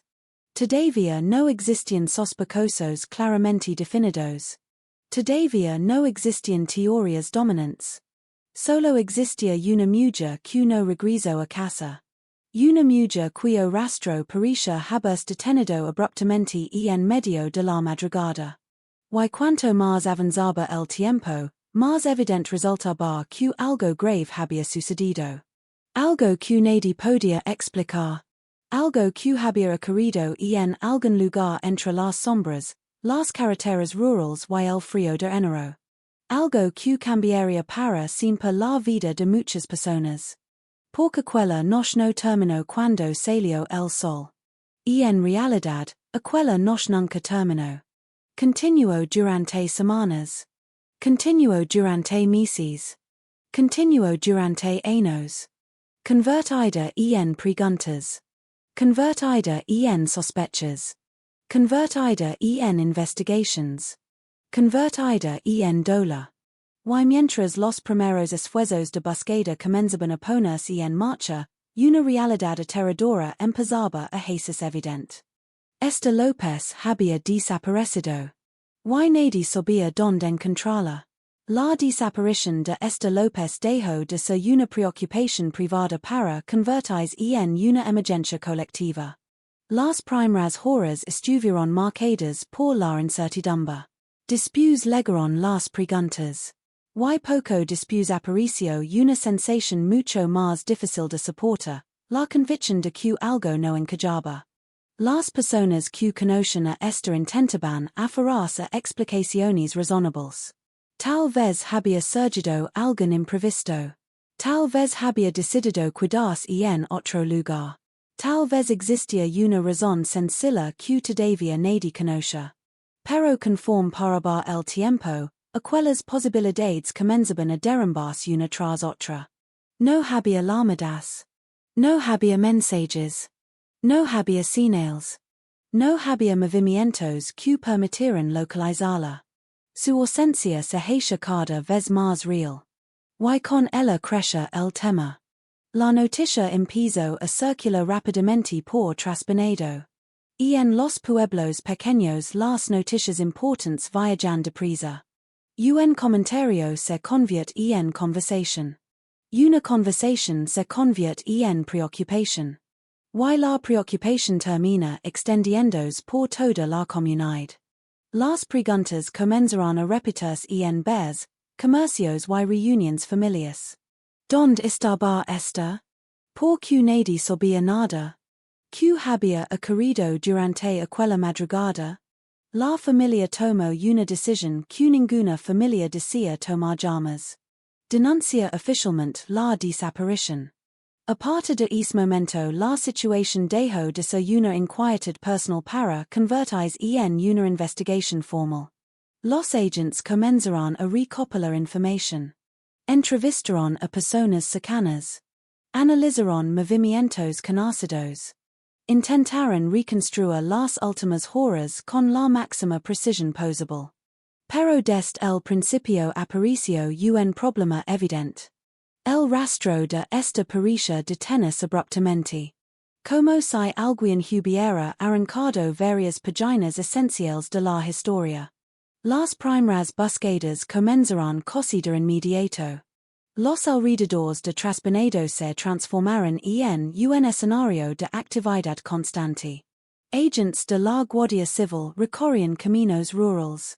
Vehículos oficiales atravesaban carreteras secundarias. Los equipos especializados llegaban a la zona. El objetivo era simple. Encontrarla. Cada hora contaba. Cada minuto era importante. La esperanza todavía seguía viva. Durante aquellos primeros días, muchas personas creen que esta podía aparecer en cualquier momento. Quizá desorientada. Quizá herida. Quizá atrapada en algún lugar. La posibilidad seguía existiendo. Y mientras existiera esa posibilidad, nadie estaba dispuesto a rendirse. Los campos que rodeaban el municipio fueron examinados con atención. Las parcelas agrícolas. Los senderos. Las cunetas. Las zonas de vegetación. Los caminos menos transitados. Todo fue revisado. Los investigadores sabían que las primeras jornadas eran fundamentales. Por eso los esfuerzos fueron intensos. Metódicos. Persistentes. Los perros especializados comenzaron a trabajar sobre el terreno. Avanzaban guiados por sus adiestradores mientras olfateaban el aire y la vegetación. Cada reacción era observada cuidadosamente. Cada posable indicio era evaluado. Los drones sobrevolaban amplias extensions de terreno. Desde el aire, los operadores analizaban imágenes en busca de cualquier anomalía. Una prenda. Una silueta.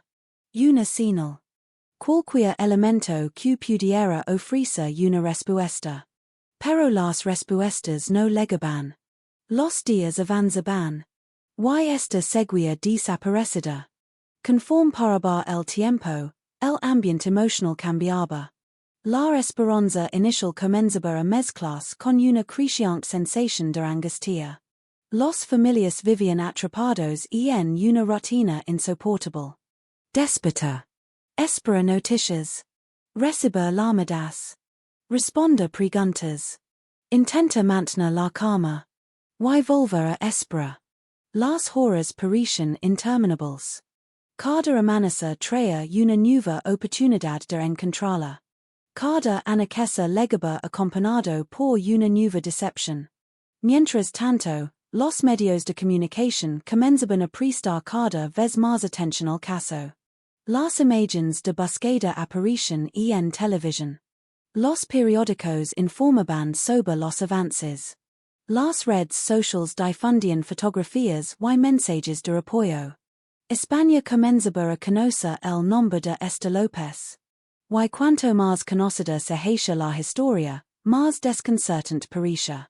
Porque nadie lograba explicar cómo una mujer podía desaparecer de aquella manera. Los investigadores continuaban trabajando. Volvían sobre zonas ya revisadas. Comparaban testimonios. Buscaban inconsistencias. Intentaban encontrar la pieza que faltaba. Pero el rompecabezas seguía incompleto. La ausencia de resultados era frustrante. Cada jornada sin novedades aumentaba la presión. La presión sobre los agentes. La presión sobre quienes habían estado con esta aquella noche. La presión sobre todos los implicados. Las semanas comenzaron a acumularse. La desaparición ya no era reciente. Los calendarios avanzaban. El invierno seguía dominando los paisajes costellanos. Los árboles permanecían desnudos. Los campos continuaban expuestos al frío. Las mañanas aparecían cubiertas por una luz gris que parecía reforzar la sensación de incertidumbre. Entonces llegó el 5 de febrero de 2022. 24 días después de la desaparición. 24 días de preguntas. 24 días de búsqueda. 24 días de sufrimiento. Aquella jornada parecía comenzar como tantas otras dentro de la investigación. Nadie sabía que estaba a punto de producirse el descubrimiento más importante del caso. Un hombre que caminaba por una zona próxima a la carretera observó algo entre la vegetación. Al principio podía parecer cualquier cosa. Los margines de las carreteras acumulan objetos abandonados, restos vegetales y formas difíciles de identificar a distancia. Pero al acercarse comprendió que aquello era diferente. Mucho más diferente. Lo que estaba observando era un cuerpo. El hallazgo provocó una reacción inmediata. Los servicios de emergencia y los investigadores fueron alertados. La zona quedó acordonada. Los agentes comenzaron a trabajar. Las primeras informaciones empezaron a circular rápidamente. Y muy pronto llegó la confirmación que nadie quería escuchar. El cuerpo pertenecía a López. La noticia golpeó a la familia con una brutalidad imposible de describir. Durante más de 3 semanas habían convivido con la incertidumbre. Ahora esa incertidumbre terminaba. Pero lo hacía de la peor manera imaginable. La esperanza desaparecía. Y era reemplazada por una realidad devastadora. La búsqueda había terminado. Pero el misterio apenas acababa de comenzar. Porque casi inmediatamente surgió una pregunta que desconcertó tanto a investigadores como a ciudadanos. ¿Cómo era posible que el cuerpo apareciera allí? La ubicación generaba enormes dudas. No se trataba de un lugar completamente desconocido para la investigación. La zona había sido examinada anteriormente. Los equipos de búsqueda habían trabajado en aquellos alrededores. Se habían realizado inspecciones. Se habían efectuado rastreos. Y sin embargo, durante semanas no había aparecido ningún cuerpo. Ahora estaba allí. Visible. Present. Real. Aquella circunstancia transformó por completo la percepción del caso. La discusión dejó de centrarse únicamente en la desaparición. Ahora existía un nuevo misterio. Uno posiblemente aún más inquietante. ¿Había estado en aquel lugar durante todo este tiempo? ¿O había sido trasladada posteriormente? La pregunta parecía simple. La respuesta resultaba extraordinariamente compleja. Los especialistas comenzaron a examinar cuidadosamente la escena. Cada metro de terreno. Cada elemento del entorno. Cada detalle físico. Todo era importante. La posición del cuerpo. Las condiciones ambientales. La vegetación. Las huellas. Los posibles rastros biológicos. Nada podía pasar por alto. Mientras tanto, las especulaciones crecen. En los medios. En Internet. En conversaciones privadas.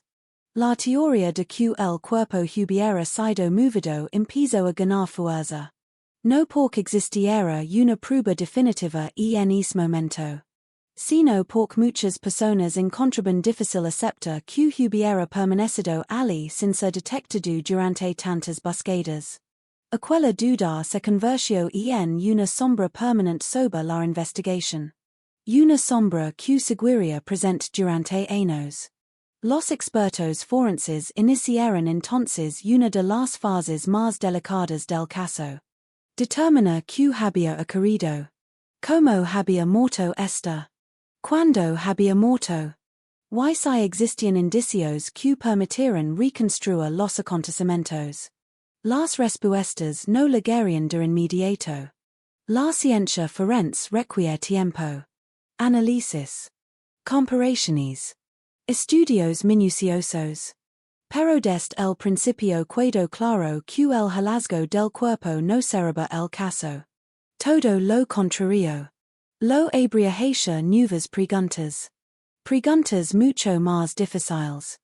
Porque encontrar a una persona desaparecida proporciona una respuesta. Pero también puede generar decenas de interrogantes adicionales. Y eso fue exactamente lo que ocurrió. La zona donde apareció esta comenzó a adquirir una importancia enorme. Fotografías. Mapas. Reconstrucciones. Informes técnicos.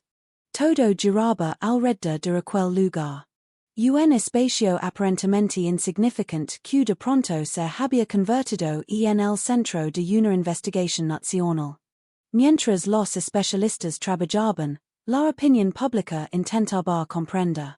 Las imágenes de los operativos aparecían constantemente en televisión. Los periodistas analizaban cada novedad. Los expertos debatían posibles escenarios. Y la sensación general era la misma. Algo no encajaba. Había demasiadas preguntas. Demasiados espacios vacíos. Demasiadas incertidumbres. La muerte de esta ya no era únicamente una tragedia personal. Se había transformado en un misterio criminal. Uno de esos casos donde cada respuesta parece generar nuevas dudas. Uno de esos casos donde los detalles más pequeños pueden alterar completamente la interpretación de los hechos. Uno de esos casos que terminan persiguiendo a investigadores durante años. A medida que avanzaban los análisis forenses, comenzaron a surgir indicios sobre una posible dinámica de los hechos. Hipótesis relacionadas con un atropello. Con lesiones compatibles con un impacto. Con circunstancias que abrían nuevas líneas de investigación. Pero aquelas conclusions todavía estaban lejos de ser definitivas. Lo único seguro era que esta había sido encontrada. Y que la verdad seguía oculta. Oculta entre informes pendientes. Oculta entre contradicciones. Oculta entre los últimos movimientos de una noche que nadie conseguía reconstruir completamente. La búsqueda había terminado. El duelo acababa de comenzar. Y la investigación estaba a punto de entrar en su fase más compleja. Porque encontrar el cuerpo no significaba encontrar la verdad. Significaba iniciar una nueva batalla. La batalla por descubrir quién sabía lo ocurrido. Quién estaba mintiendo. Quién ocultaba información. Y que había sucedido realmente durante aquellas horas perdidas de enero. La respuesta seguía esperando en algún lugar. Pero ahora los investigadores tenían algo que antes no poseían. Un escenario. Un cuerpo. Y la certeza de que detrás de aquella desaparición existía una historia mucho más oscura de lo que nadie había imaginado al principio. El hallazgo del cuerpo de Esther López cambió por completo la naturaleza de la investigación. Durante 24 días, la prioridad había sido encontrarla. Ahora la prioridad era descubrir la verdad. Y aunque pudiera parecer que encontrar el cuerpo acercaba automáticamente a los investigadores a una respuesta definitiva, la realidad era mucho más compleja. Y en muchos casos criminales, el descubrimiento de la víctima permite reconstruir con relativa rapidez lo sucedido. Pero este no era uno de esos casos. Porque cuanto más analizaban los investigadores la situación, más preguntas aparecían. La primera dificultad era evidente. Existía una diferencia enorme entre saber dónde había sido encontrada esta y saber dónde habían ocurrido realmente los hechos. Aquella distinción se convirtió rápidamente en una obsesión para los equipos encargados del caso. Cada centímetro del terreno fue examinado.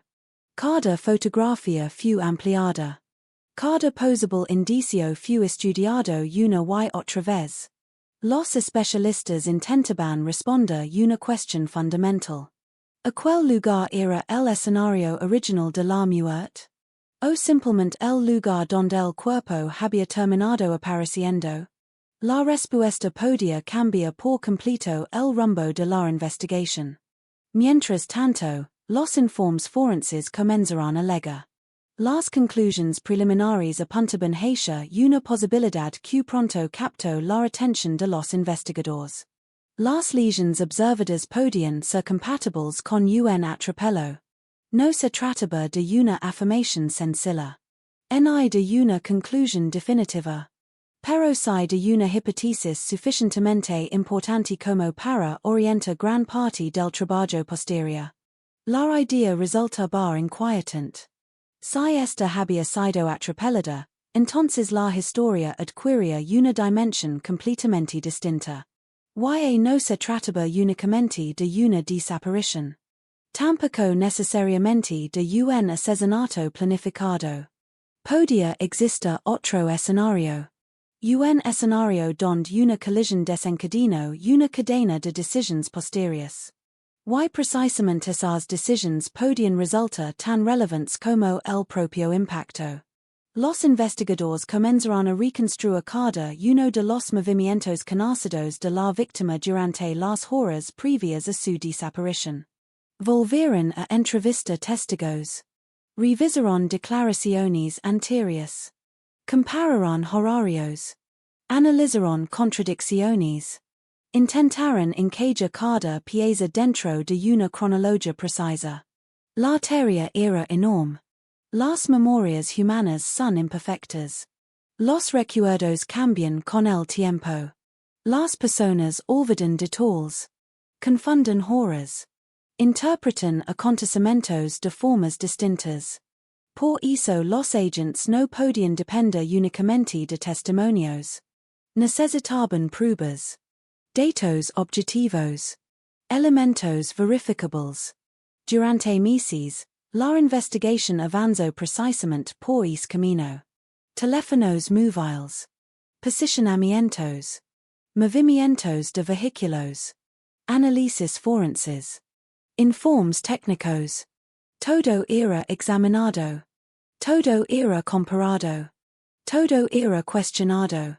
Poco a poco comenzó a surgir una figura que atraía cada vez más atención dentro del caso. Un hombre que había estado relacionado con las últimas horas conocidas de esta. Un hombre cuyo nombre empezaría a aparecer repetidamente en informes, declaraciones y análisis. Oscar S.M. Desde el principio, los investigadores mostraron interés por comprender con exactitud cuál había sido su papel durante aquella noche. No porque existiera una prueba definitiva en ese momento, sino porque las circunstancias lo situaban cerca de los últimos momentos conocidos de la víctima. Aquella proximidad temporal resultaba imposible de ignorar. La atención sobre él fue aumentando gradualmente. Cada declaración era revisada. Cada explicación era comparada con otras evidencias. Cada detalle era sometido a verificación. Los investigadores sabían que los casos complejos rara vez se resuelven gracias a una única prueba espectacular. Normalmente la verdad emerge de la acumulación de pequeños elementos. Piezas aparentemente insignificantes que, observadas conjuntamente, forman una imagen más clara. Por eso avanzaban con cautela. Sin conclusions precipitadas. Sin respuestas simples. Mientras tanto, la presión pública crecía. Los medios de comunicación seguían cada avance. Los programas de televisión debatían teorías. Los periódicos analizaban nuevas informaciones. La opinión pública exigía respuestas. Y esa presión añadía una dificultad adicional a la investigación. Porque los investigadores necesitaban trabajar con hechos. No con especulaciones. No con rumores. No con emociones. Sin embargo, fuera de los despachos y laboratorios, las especulaciones se multiplicaban constantemente. Algunas personas estaban convencidas de que existía un responsable claro. Otras creían que el caso escondía una trama mucho más compleja. Algunos pensaban que todavía faltaban testigos por aparecer. Otros sospechaban que alguien estaba ocultando información importante. Cada nueva noticia alimentaba nuevas hipótesis. Cada silencio generaba nuevas preguntas. La investigación avanzaba lentamente. Y esa lentitud frustraba a muchos observadores. Pero para los especialistas era inevitable. Porque cualquier error podía destruir años de trabajo. Los análisis forenses continuaron desarrollándose. Los expertos estudiaron cuidadosamente las lesiones sufridas por esta. Intentaron comprender la dinámica de los acontecimientos.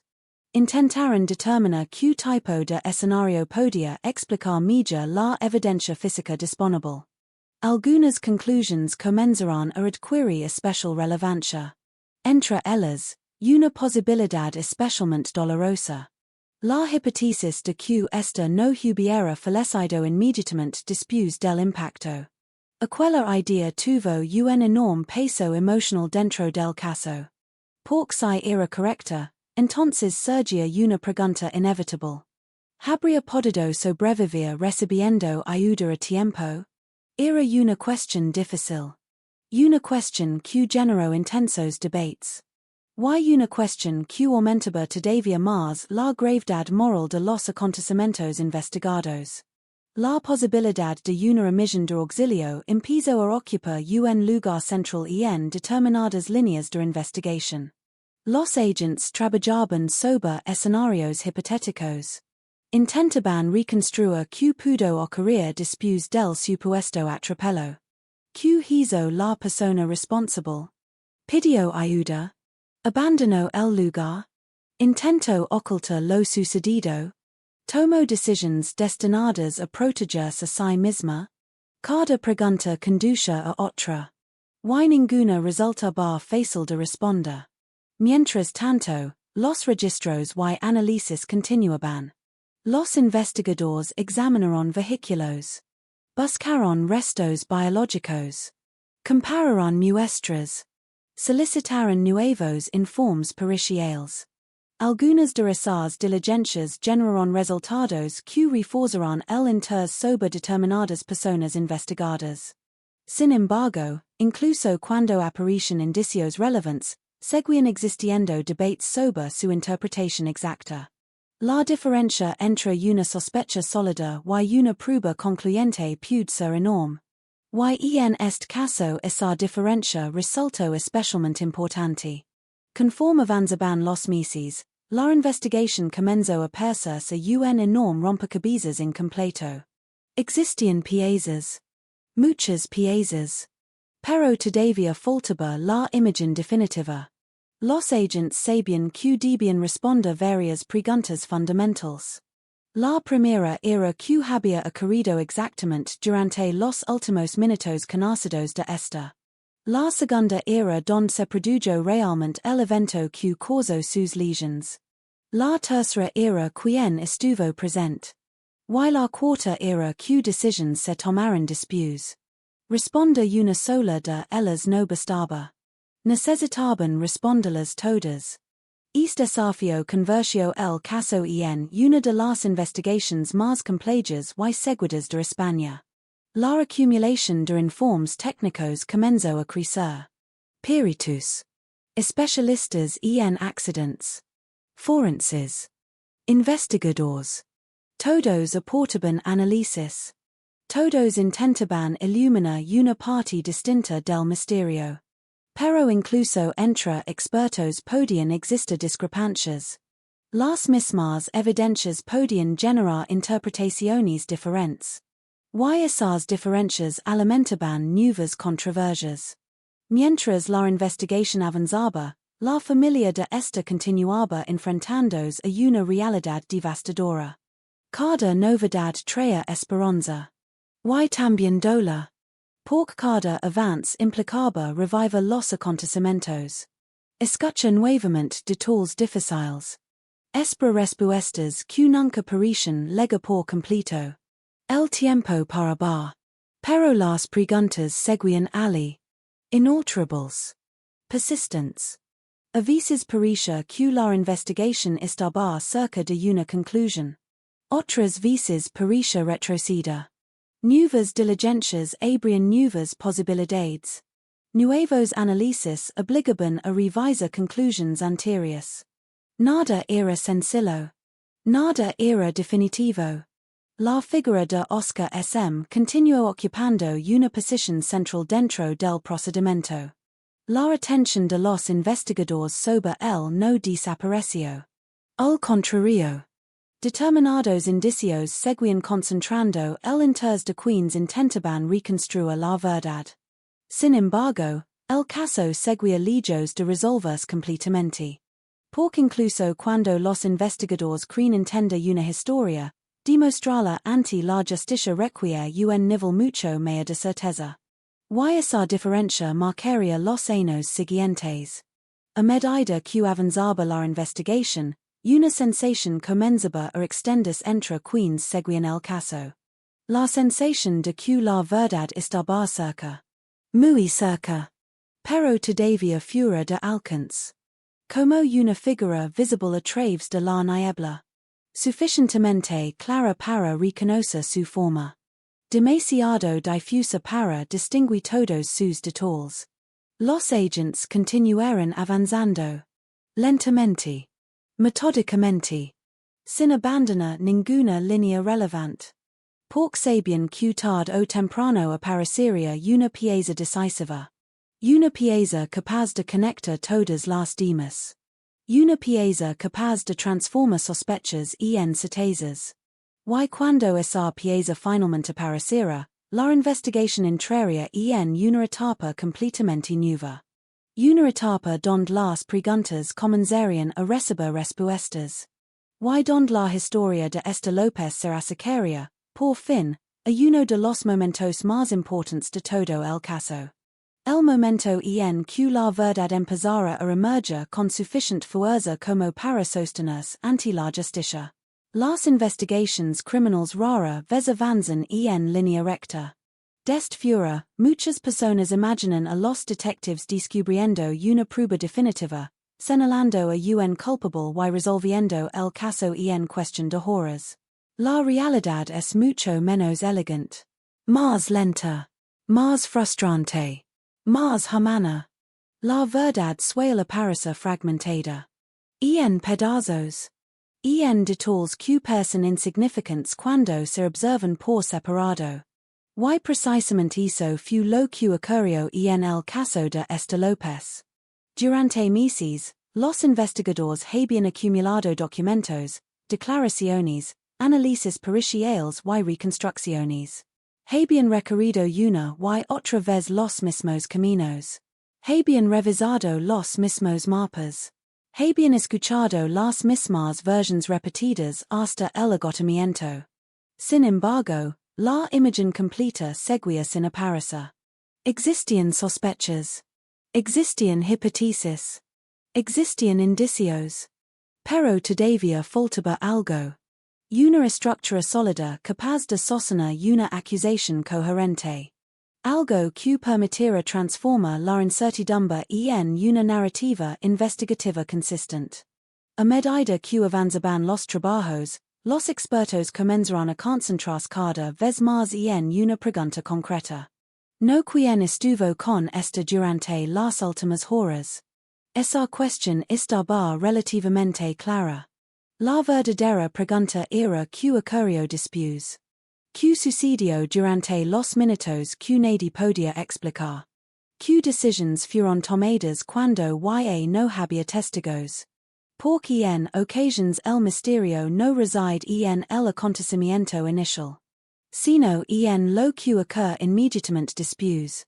Los informes forenses siguieron desarrollándose. Los especialistas analizaron cuidadosamente las lesiones observadas en el cuerpo de esta. Cada fractura. Cada marca. Cada patrón traumático. Todo fue comparado con modelos de accidentes y escenarios posibles.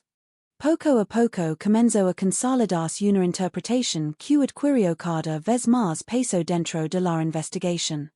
La posibilidad de que esta hubiera sufrido un atropello. No un impacto necesariamente a gran velocidad. No una colisión espectacular. Sino un golpe compatible con determinadas características observadas por los expertos. Aquella hipótesis modificó profundamente la dirección del caso. Porque si el origen de las lesiones era un atropello, entonces el centro de la investigación dejaba de ser únicamente el impacto. Ahora importaba lo que vino después. Yahi aparecía el elemento más inquietante. Los peritos consideraban plausible que esta no hubiera fallecido de forma instantánea.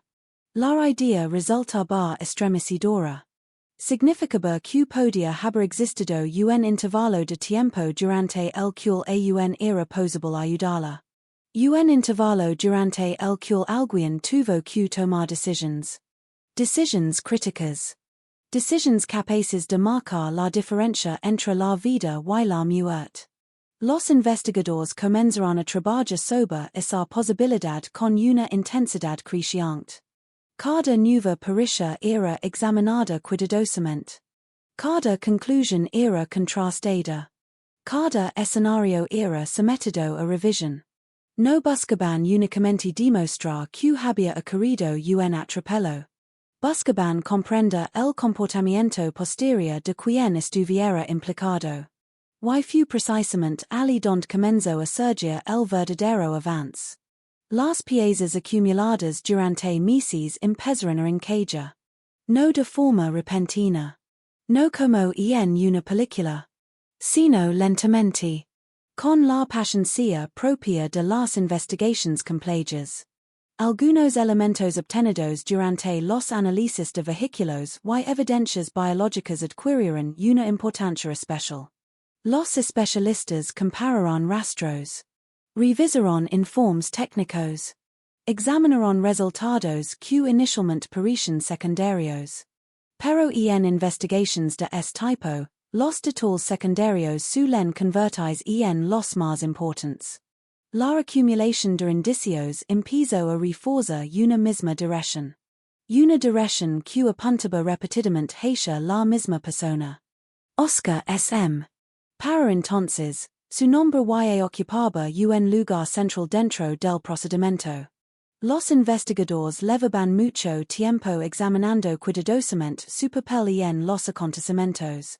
Sin embargo, ahora disponían de algo más que simples sospechas. Disponían de una estructura investigativa que comenzaba a adquirir coherencia. La teoría que emergía resultaba tan simple como perturbadora. Según la hipótesis desarrollada por los investigadores, esta habría sido atropellada por un vehículo. Después, en lugar de recibir ayuda inmediata, habría sido abandonada. Y posteriormente podrían haberse producido acciones destinadas a ocultar lo ocurrido. Aquella interpretación transformaba completamente la naturaleza moral del caso.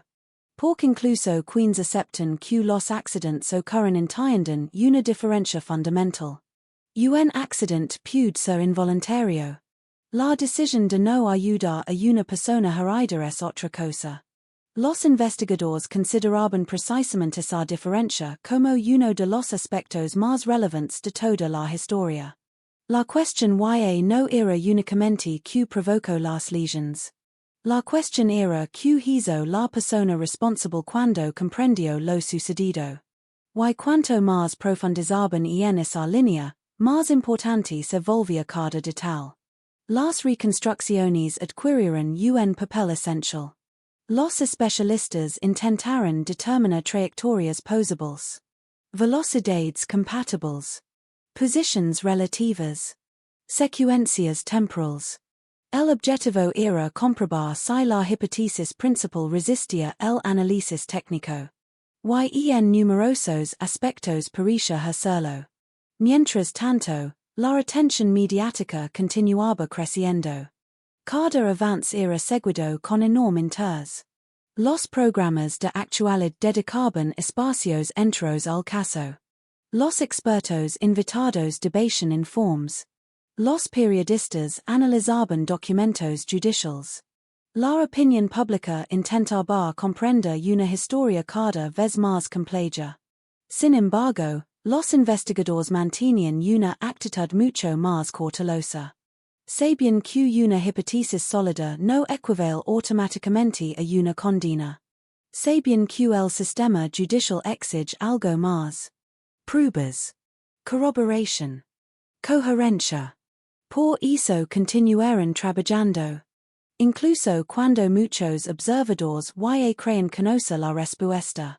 Uno de los aspectos más llamativos del caso seguía siendo el lugar donde apareció el cuerpo. Aquella cuestión nunca desapareció completamente. Al contrario.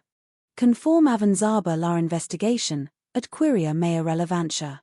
Si el cuerpo había aparecido en una zona previamente examinada, entonces resultaba legítimo preguntar si había permanecido allí todo el tiempo.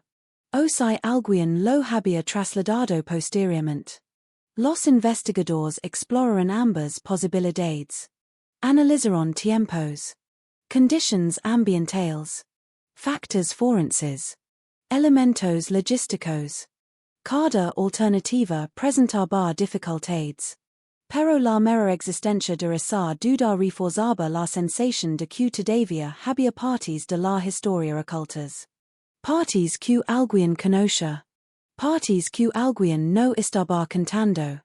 Mientras tanto, la familia de Esther observaba cada avance con una mezcla de esperanza y agotamiento. Esperanza porque las piezas parecían acercarse finalmente a una explicación. Agotamiento porque cada nueva revelación implicaba revivir el sufrimiento. Porque cada informe significaba volver a imaginar los últimos momentos de Esther. Y porque cada paso adelante recordaba que todavía no existía una resolución definitiva. Los años comenzaron a pasar. Sin embargo, Legos de desaparisa, la investigación siguió avanzando. Nuevas diligencias. Nuevos informes. Nuevos análisis. La maquinaria judicial continuaba moviéndose lentamente. Y aunque para muchas personas el caso parecía ya encaminado hacia una conclusión, los responsables del procedimiento seguían buscando elementos adicionales. La razón era sencilla. Querían construir una acusación capaz de resistir cualquier examen judicial. No bastaba con sospechar. No bastaba con creer. Había que demostrar. Y demostrar exige tiempo.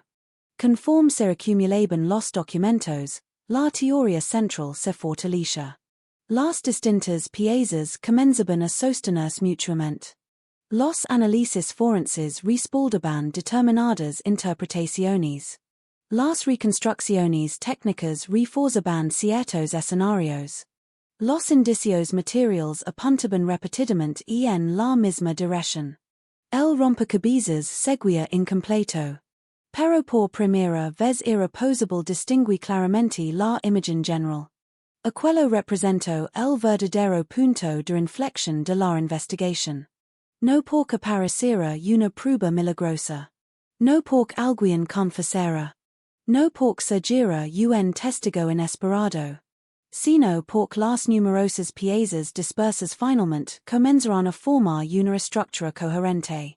Una estructura suficientemente sólida como para impulsar el caso hacia la siguiente fase. La fase judicial.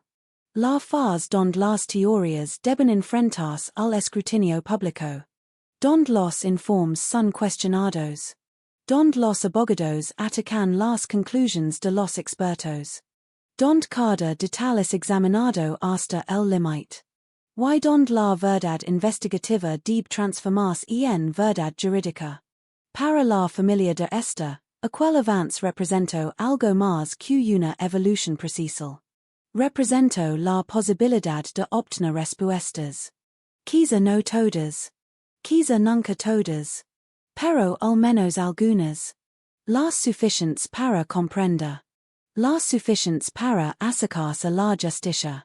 Las suficientes para impedir que la historia terminara enterrada bajo el paso del tiempo. Porque aunque todavía quedaban obstáculos por delante, algo había cambiado definitivamente. La investigación ya no caminaba a ciegas. Tenía dirección. Tenía una hipótesis central. Tenía un sospechoso principal. Y tenía una narrativa respaldada por años de trabajo. Ahora quedaba el desafío más difícil de todos. Llevar esa narrativa ante los tribunales. Someterla al juicio de la ley. Y descubrir si las piezas reunidas durante tanto tiempo serían suficientes para responder la pregunta que había perseguido a toda España desde aquella fría madrugada de enero. ¿Qué ocurrió realmente con López? En muchas historias de crimen real existe un momento claramente identificable en el que todo concluye. Las puertas de la sala se abren. El juez ocupa su lugar. Los abogados presentan sus argumentos. El jurado delibera. Y finalmente llega una sentencia. Una decisión definitiva. Un punto final. Pero el caso de López no pertenece a esa categoría de historias. Y quizá por eso resulta tan inquietante. Porque después de años de investigación, después de miles de páginas de informes, después de incontables análisis forenses, declaraciones, reconstrucciones y diligencias judiciales, la sensación dominante seguía siendo la misma. La verdad parecía cercana. Pero todavía no completamente alcanzada. Con el paso del tiempo, el caso fue entrando lentamente en una nueva fase. La fase judicial. Una etapa muy diferente a la investigación policial. Hasta ese momento, los investigadores habían trabajado para responder preguntas. Ahora el desafío era distinto. Había que presentar esas respuestas dentro del marco legal. Había que convertir hipótesis investigativas en argumentos jurídicos. Había que demostrar que las conclusiones obtenidas podían sostenerse bajo el escrutinio de los tribunales. Y eso no siempre resulta sencillo. Porque la justicia no trabaja únicamente con intuiciones. Ni con sospechas. Ni siquiera con convicciones personales. Trabaja con pruebas. Con procedimientos. Con garantías. Con estándares extremadamente exigentes.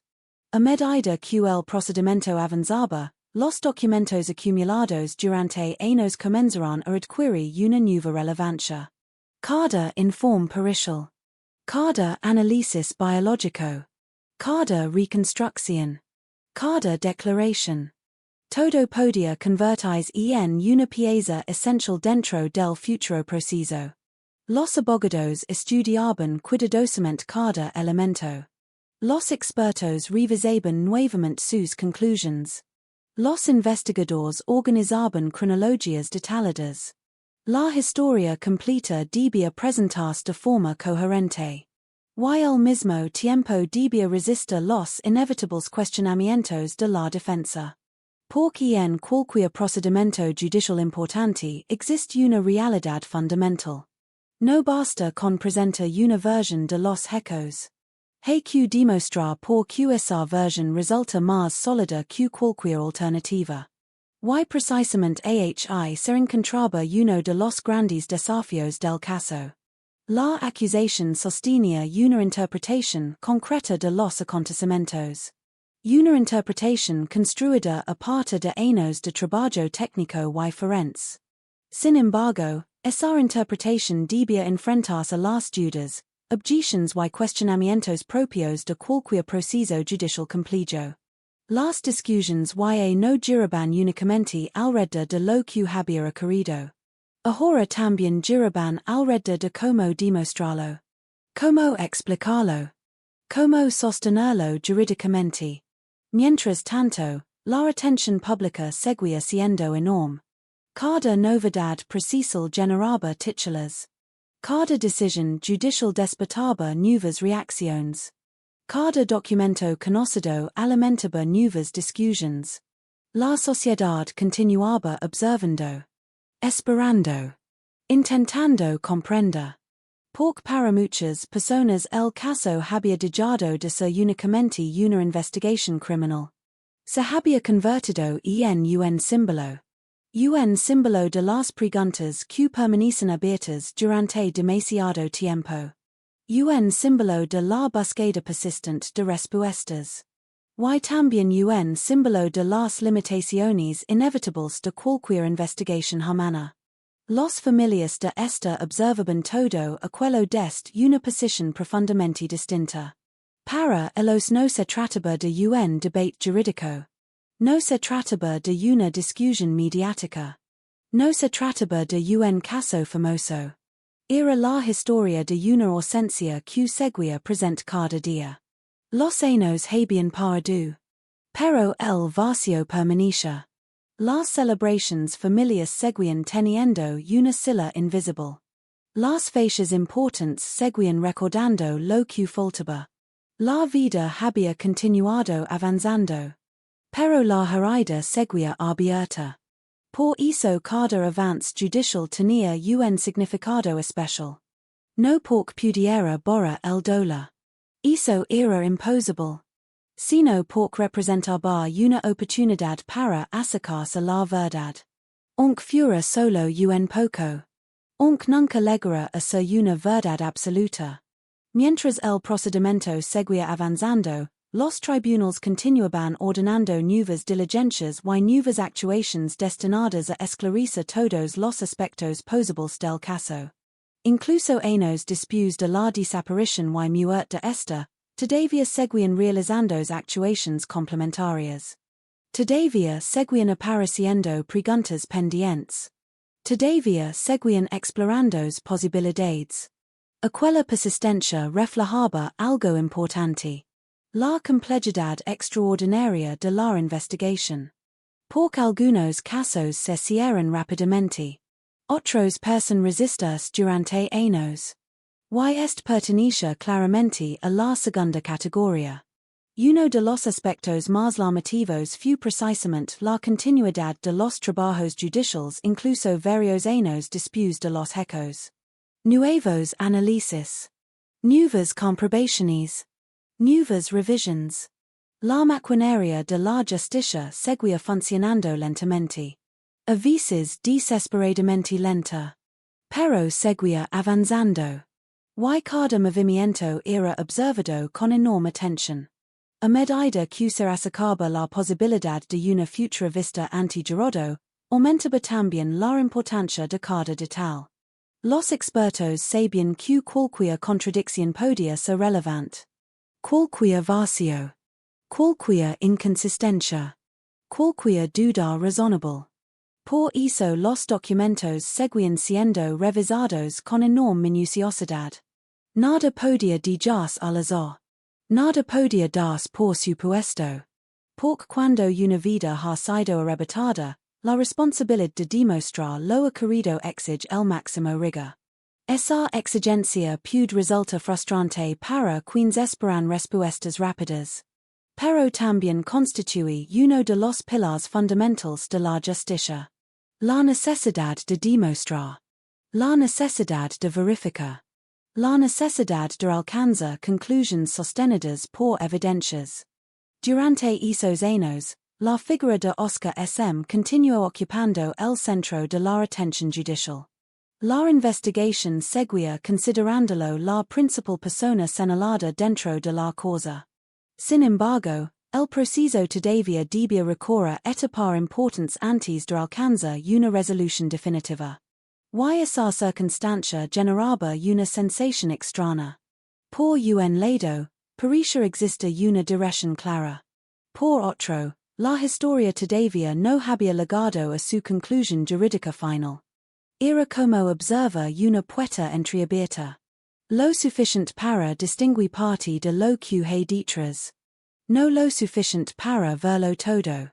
Mientras tanto, la opinión pública continuaba dividida. Algunas personas estaban convencidas de que la investigación había logrado reconstruir correctamente los hechos. Otras seguían planteando interrogantes. Y algunas simplemente esperaban que los tribunales determinaran finalmente que ocurrió. Esa diversidad de opiniones reflejaba la complejidad del propio caso. Porque la realidad rara vez encaja perfectamente dentro de narrativas simples. Y cuando una historia contiene zonas grises, las interpretaciones suelen multiplicarse. Sin embargo, más allá de todas las discusiones, existía una realidad imposible de ignorar. Una mujer había perdido la vida. Una familia había perdido a una hija. Una comunidad había perdido a una de sus vecinas. Y ninguna resolución judicial, por importante que fuera, podría cambiar esos hechos. La justicia tiene límites. Puede determinar responsabilidades. Puede imponer consecuencias. Puede reconocer oficialmente una verdad jurídica. Pero no puede devolver el tiempo. No puede reconstruir una vida interrumpida. No puede eliminar el dolor. Solo puede intentar responder las preguntas que todavía permanecen abiertas. Y precisamente eso era lo que seguía buscando el procedimiento. Respuestas. Claridad. Comprensión. Años después de aquella madrugada de enero, la historia de esta continuaba avanzando lentamente por los caminos de la justicia. No había todavía un punto final definitivo. No existía una sentencia firme capaz de cerrar todas las discusiones. La última palabra aún no había sido pronunciada. Y quizá esa sea una de las características más impactantes de este caso. La sensación de que incluso después de tanto tiempo, la historia continúa escribiéndose. La búsqueda de justicia sigue en marcha. Los documentos siguen acumulándose. Las preguntas siguen siendo examinadas. Y la verdad, aunque cada vez parece más cercana, continúa esperando su momento definitivo ante los tribunales. Porque en ocasiones la justicia no llega como un golpe repentino. Llega lentamente. Paso a paso. Pagina tras pagina. Ano tras ano. Y en el caso de esta López, es camino todavía no había terminado. Hay casos que terminan con una sentencia. Otros terminan con una confesión. Y algunos terminan con una verdad tan clara que apenas dejar espacio para la duda. Pero la historia de esta López pertenece a una categoría mucho más difícil de receptar.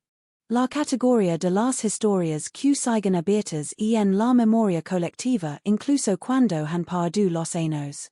Historias que continúan generando preguntas. Historias que se niegan a desaparecer. Historias que recuerdan que la realidad no siempre ofrece finales ordenados.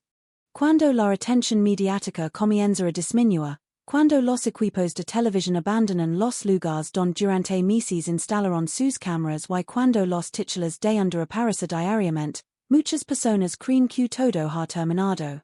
Sin embargo, para las familias nunca termina. Llamas. La verdadera historia comienza precisamente cuando el resto del mundo empieza a mirar hacia otro lado. Porque mientras la sociedad continúa con su rutina, las familias siguen despertando cada mañana con la misma ausencia. Siguen enfrentándose al mismo silencio. Siguen conviviendo con la misma pregunta. ¿Cómo habría sido la vida si aquella noche nunca hubiera ocurrido? Es una pregunta imposible de responder. Y quizá por eso resulta tan dolorosa. Años después de la desaparición y muerte de esa pregunta continúa flotando sobre quienes la conocieron. No como una cuestión jurídica. No como un debate mediático. Sino como una herida profundamente humana. Porque detrás de cada expediente existe una vida que ya no está. Una voz que dejó de escucharse. Una silvacia. Una fotografía observada demasiadas veces. Un cumpleaños que llega acompañado por recuerdos. Una Navidad donde alguien falta. Una conversación que nunca pudo terminarse. La muerte tiene muchas formas de manifestarse. Pero una de las más crueles es precisamente esa. La presencia constante de la ausencia. Durante los años posteriores al caso, Traspenado continuó existiendo. Las calles siguieron llenándose cada mañana. Los comercios abrieron sus puertas. Los niños crecieron. Las estaciones cambiaron. Los inviernos regresaron. La vida siguió avanzando. Porque la vida siempre avanza. Incluso cuando las personas desean detener el tiempo. Incluso cuando todavía quedan preguntas pendientes. Incluso cuando el dolor continúa presente. Pero aunque el pueblo siguiera adelante, algo había cambiado para siempre. Los lugares conservan memoria. No una memoria consciente. No una memoria humana. Pero sí una especie de huella emocional. Hay carreteras que de desaparecer iguales después de una tragedia. Hay caminos que adquieren otro significado. Hay paisajes que terminan asociados para siempre a un recuerdo doloroso. Y eso fue exactamente lo que ocurrió. Para muchas personas, aquellas carreteras rurales dejaron de ser simplemente carreteras. Aquellos margines de camino dejaron de ser simples espacios vacíos. Aquella noche de enero dejó de ser una fecha cualquiera. Todo quedó conectado a una historia que nadie habría querido viva. Con el paso del tiempo, la investigación continuó buscando respuestas. Los tribunales siguieron examinando documentos. Los especialistas continuaron revisando pruebas. Las distintas partes mantuvieron sus posiciones. Y mientras tanto, la sociedad observaba. Esperando. Preguntándose si algún día llegaría una resolución definitiva. Pero más allá de las decisiones judiciales, existe una reflexión mucho más profunda que surge inevitablemente al analizar este caso. La fragilidad de la existencia humana. La facilidad con la que una vida puede cambiar en cuestión de minutos. La manera en que una nos aparentemente normal puede transformarse en una tragedia irreversible. Es una realidad incómoda. Porque todos preferimos creer que el peligro tiene señales visibles. Que las tragedias anuncian su llegada. Que existe alguna advertencia previa. Pero muchas veces no es así. Muchas veces todo parece normal hasta el último momento. Y precisamente por eso historias como esta generan tanto impacto. Porque obligan a enfrentar una verdad que normalmente intentamos ignorar. La vida es impredecible. Y a veces profundamente injusta. También existe otra reflexión que atraviesa todo el caso. La importancia de la responsabilidad humana. Independientemente de cómo interprete cada persona los acontecimientos investigados, hay una cuestión que aparece una y otra vez. Las decisiones importan. Importan los actos. Importan las omisiones. Importa lo que hacemos cuando otra persona necesita ayuda. Importa lo que elegimos hacer cuando nadie nos observa. Porque son precisamente esos momentos los que definen el carácter humano. No los discursos. No las explicaciones posteriores. No las justifications. Los actos. Solo los actos. Y en muchas ocasiones, los grandes casos criminales terminan convirtiéndose en historias sobre criminals. Sobre sospechosos. Sobre investigations. Sobre pruebas. Pero quizá la forma más justa de recordar esta historia si otra. Recordando a esta. Recordando que antes de ser una víctima fue una persona. Una mujer con amigos. Con familia. Con recuerdos. Con planes. Con días buenos. Con días malos. Con una vida propia. Resulta fácil perder esa perspectiva cuando pasan los años. Los nombres terminan absorbidos por los expedientes. Las fotografías terminan asociadas únicamente al crimen. Y la identidad completa de la persona desaparece detrás de la tragedia. Por eso es importante volver al principio. Volver a la mujer que salió a aquella noche creyendo que regresaría a casa. Volver a la persona que formaba parte de una comunidad. Volver a la hija, hermana y amiga que existía mucho antes de los titulares. Porque esa persona es la verdadera protagonista de esta historia. No los rumores. No las teorías. No las controversias. Ella. Y quizá también existe una lección más amplia. Una lección dirigida a todos nosotros. La importancia de la empatia. La importancia de no olvidar que detrás de cada noticia existe sufrimiento real. A veces consumimos historias de crimen como si fueran ficciones. Como si fueran series. Como si fueran rompecabezas diseñados para entretener. Pero la realidad es diferente. La realidad tiene nombres. Tiene familias. Tiene consecuencias. Y esas consecuencias permanecen mucho después de que desaparece el interés mediático. Mientras escribimos el último capítulo de esta historia, el caso continúa ocupando un lugar singular dentro de la memoria colectiva española. No solo por el misterio. No solo por las preguntas sin resolver completamente. Sino porque representa algo más profundo. Representa la búsqueda persistente de la verdad. La negativa de una familia a rendirse. El esfuerzo de investigadores que durante años seguirán examinando cada detalle. Y la esperanza permanente de que algún día todas las piezas encuentren finalmente su lugar.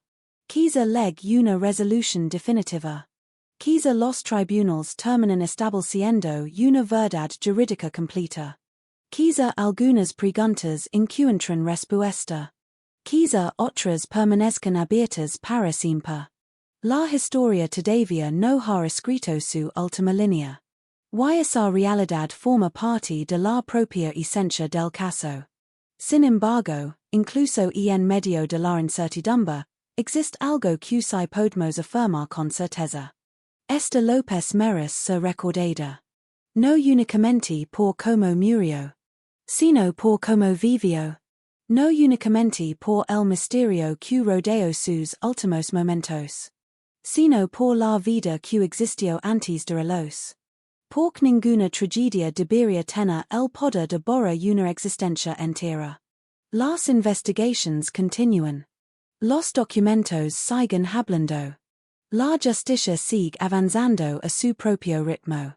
Pero más allá de todo eso permanece una verdad sencilla. Una mujer salió una noche de invierno y nunca volvió a casa. Y desde entonces, una familia, una comunidad y un país entero han intentado comprender por qué. Tal vez esa pregunta encuentra algún día una respuesta definitiva. Tal vez no. Pero mientras exista memoria, mientras alguien pronuncie su nombre, mientras alguien recuerde su historia, esta seguirá siendo mucho más que un caso. Seguirá siendo una persona cuya ausencia dejó una huella imposible de borrar. Y quizá ese el verdadero final de esta historia. No una sentencia. No una teoría. No una conclusión perfecta. Sino un recuerdo. El recuerdo de una vida interrumpida demasiado pronto. El recuerdo de preguntas que todavía buscan respuesta. Y el recordatorio permanente de que detrás de cada expediente judicial existe algo infinitamente más importante. Un ser humano. Un nombre. Una historia. Esta López. Después de que una historia criminal llega a su fase judicial, el mundo exterior suele avanzar con rapidez. Las noticias se desplazan hacia otros casos.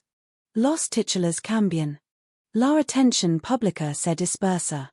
Y poco a poco, el eco de la historia comienza a desvanecerse en la superficie de la actualidad. Pero hay casos que no desaparecen. No del todo. El caso de Esta López es uno de los. Porque aunque los años continúan avanzando, aunque nuevas investigaciones ocupan el espacio mediático, aunque la vida cotidiana sigue su curso, hay nombres que permanecen anclados en la memoria colectiva. No como simple information, sino como una pregunta abierta. Una pregunta que resiste el paso del tiempo. En los meses y años posteriores a los hechos, el procedimiento judicial continuó su curso lento y meticuloso. Los informes seguirán analizándose. Las pruebas seguirán interpretándose. Las partes implicadas seguirán presentando sus argumentos. Y la justicia, como ocurre en los casos más complejos, avanzó sin prisas, obligada a respetar cada paso del proceso. Sin embargo, incluso con todo ese movimiento institucional, la sensación de ser definitivo nunca llegó de forma clara para el público general. Porque este tipo de historias no terminan cuando se redacta un documento. Ni cuando se celebra una audiencia. Ni siquiera cuando se pronuncia una resolución provisional. Terminan, en realidad, en la memoria de las personas. Y en este caso, esa memoria sigue activa. En traspinado, el tiempo no ha borrado completamente lo ocurrido. Las calles siguen siendo las mismas. Los caminos rurales siguen rodeando el pueblo. Los campos siguen cambiando con las estaciones. Pero hay una diferencia invisible. Una sensibilidad distinta. Una forma de recordar que no necesita palabras. Para quienes vivieron aquellos días, el invierno ya no es solo una estación. Es también un recuerdo. Un recordatorio silencioso de lo frágil que puede ser la normalidad. Con el paso de los años, la figura de esta ha dejado de ser únicamente parte de una investigación. Se ha convertido también en un símbolo involuntario. El símbolo de una búsqueda que no se detuvo. El símbolo de una familia que no dejó de insistir. El símbolo de un sistema que intenta, con todas sus limitaciones, reconstruir lo irreparable. Pero más allá de los símbolos, más allá de los análisis, más allá de los debates, permanece algo más esencial. La persona. La vida. La historia humana que presidio a todo lo demás. Porque cuando el ruido mediático desaparece, cuando las discusiones se apagan, cuando los expedientes se archivan parcialmente en la memoria pública, lo que realmente queda es eso. Una ausencia. Una vida interrumpida. Un conjunto de recuerdos que solo pertenecen a quienes la conocieron. En muchos casos de true crime, el final llega acompañado de certezas. Pero en otros, el final es más ambiguo. No porque faltan investigations. No porque faltan esfuerzos. Sino porque la realidad no siempre ofrece respuestas completamente cerradas. Este caso pertenece a esa categoría. A la categoría de las historias que obligan a convivir con preguntas. Preguntas sobre lo que ocurrió. Preguntas sobre lo que pudo evitarse. Preguntas sobre lo que nunca se sabrá con absoluta certeza. Yaunaci, incluso en esa incertidumbre, existe un tipo de verdad que no depende de tribunals ni de informes. La verdad de que una persona no está. La verdad de que su ausencia cambió vidas para siempre. La verdad de que su historia merece ser recordada con respeto. Con el paso del tiempo, la sociedad tiende a buscar a buscar explicaciones completas. A buscar finales claros. Pero no todas las historias los ofrecen. Algunas permanecen abiertas en los márgenes de la memoria colectiva. No como un misterio resuelto. Sino como una lección. Una advertencia silenciosa. Un recordatorio de que la realidad es más compleja de lo que a veces queremos aceptar. El caso de López continúa perteneciendo a ese espacio intermedio entre la investigación y la memoria. Entre la justicia y la incertidumbre. Entre lo que se sabe y lo que todavía no se ha podido demostrar por completo. Y quizá esa sea la razón por la que su historia sigue siendo contada. Porque mientras haya alguien que pregunte que ocurrió, mientras haya alguien que intente comprender, mientras haya alguien que no permita que el caso desaparezca en el olvido, la historia no termina realmente. Se transforma. Se transmite. Se mantiene viva en la conciencia colectiva. Este episodio no concluye con una revelación final. No ofrece un cierre absoluto. No pretende reemplazar el proceso judicial en sus tiempos. Lo único que hace es recoger una historia humana dentro de un contexto más amplio. Una historia que habla de vulnerabilidad. De incertidumbre. De investigación. Y de la persistencia de la memoria. Y al final, cuando todo lo demás se reduce al silencio, queda una última imagen mental. No la del expediente. No la del debate. No la del caso. Sino la de una persona que vivía su vida cotidiana en un pequeño lugar del mundo, sin imaginar que su nombre sería recordado mucho más allá de su propia existencia. Esa es la parte que ninguna investigación puede borrar. Y esa es la parte que permanece. Hay historias que no terminan cuando se escriben. Terminan cuando la memoria colectiva decide dejarlas ir. Pero hay otras que se resisten a este destino. Que permanecen suspendidas, como una pregunta que nadie ha logrado responder del todo. El caso de López pertenece a esa segunda categoría. Con el paso del tiempo, los expedientes se archivan parcialmente, los procedimientos avanzan dentro de los tribunals, y la maquinaria judicial continúa su curso con la frialdad técnica que exige la ley. Sin embargo, fuera de los documentos oficiales, la historia sigue respirando en otro lugar. Respira en la memoria de una familia que no ha dejado de recordar. Respira en los rincones de un pueblo que no puede separar completamente su identidad de lo ocurrido. Respira en cada persona que alguna vez se preguntó cómo es posible que una noche normal termine en una ausencia irreversible. Los años posteriores no borraron las preguntas. Las transformaron.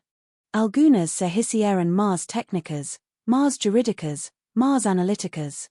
Otras se volvieron más humanas, más íntimas, más difíciles de expresar en voz alta. ¿Qué ocurrió exactamente en aquellas últimas horas? ¿Qué decisiones se tomaron cuando la historia todavía podía haber sido distinta? ¿Qué parte de la verdad ha quedado definitivamente fuera del alcance? Son preguntas que no necesitan titulares para existir. Permanecen incluso cuando el caso deja de aparecer en las noticias. Permanecen incluso cuando el debate público se desvanece. Permanecen porque pertenecen a un nivel más profundo que el de la actualidad. Pertenecen a la memoria. En el ámbito judicial, el tiempo avanza con su propio ritmo. A veces lento. A veces frustrante. Pero siempre determinado por la necesidad de garantizar que cada decisión se base en la máxima certeza posible. Por eso, incluso en los disputas, el caso sigue siendo revisado, analizado, discutido. No porque no haya habido avances. Sino porque en las historias complejas la verdad no siempre se revela de una sola vez. Se construye. Se examina. Se somete a contrast una y otra vez. Yaunaci, incluso con todo ese esfuerzo, puede seguir existiendo un margen de incertidumbre. Esa es una de las realidades más difíciles de aceptar en los casos de crimen real. Que la justicia, siendo imprescindible, no siempre es sinónimo de ser emocional. Para la familia de esta, el tiempo no se mide en fases judiciales ni en avances procesales. Se mide en ausencias. En días que pasan sin la persona que falta. En momentos importantes que no pueden compartirse. En recuerdos que se repiten una y otra vez porque son lo único que permanece intacto. La vida cotidiana continúa, pero de una forma distinta. Con una parte que nunca vuelve a ocupar su lugar original. Con una presencia que se mantiene únicamente en la memoria. En lugares como traspassado, el tiempo no borra lo ocurrido. Lo integra. Lo convierte en parte del paisaje emocional del pueblo. No como algo visible de forma constante. Sino como una capa silenciosa que acompaña la vida diaria. Las personas siguen adelante, como siempre ocurre. Pero lo hacen con la conciencia de que hay historias que han dejado huellas profundas. Y que algunas de esas huellas no desaparecen con facilidad. El caso de Esther López no se reduce únicamente a una investigación criminal. Es también un reflejo de algo más amplio. De cómo una sociedad intenta comprender lo incomprensible. De cómo la justicia trabaja para reconstruir hechos fragmentados.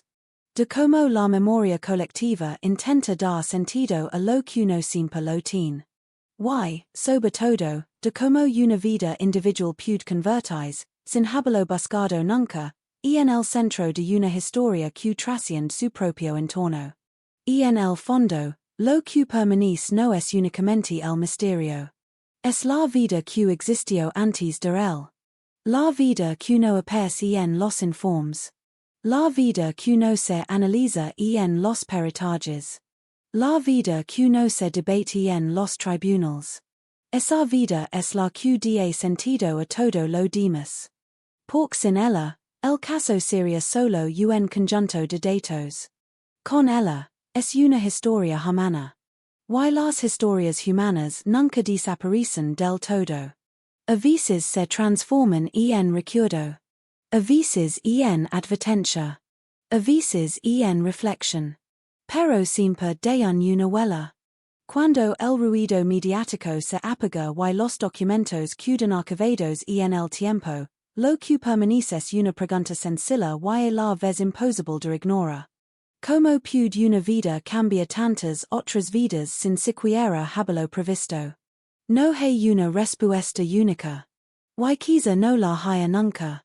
Pero en esa ausencia de respuesta también hay una forma de verdad. La verdad de lo irreversible. La verdad de lo humano. La verdad de lo que no se puede decir. YACI, el caso de este López continúa existiendo en ese espacio intermedio entre la justicia y la memoria. Entre lo que se ha demostrado y lo que todavía se debate. Entre lo que se sabe y lo que nunca se sabrá con absoluta certeza.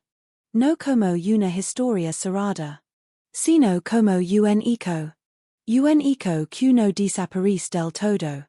Un eco que recuerda que detrás de cada expediente hay una persona. Y que detrás de cada persona hay una vida que merece continua. Ese eco, al final, es lo único que permanece.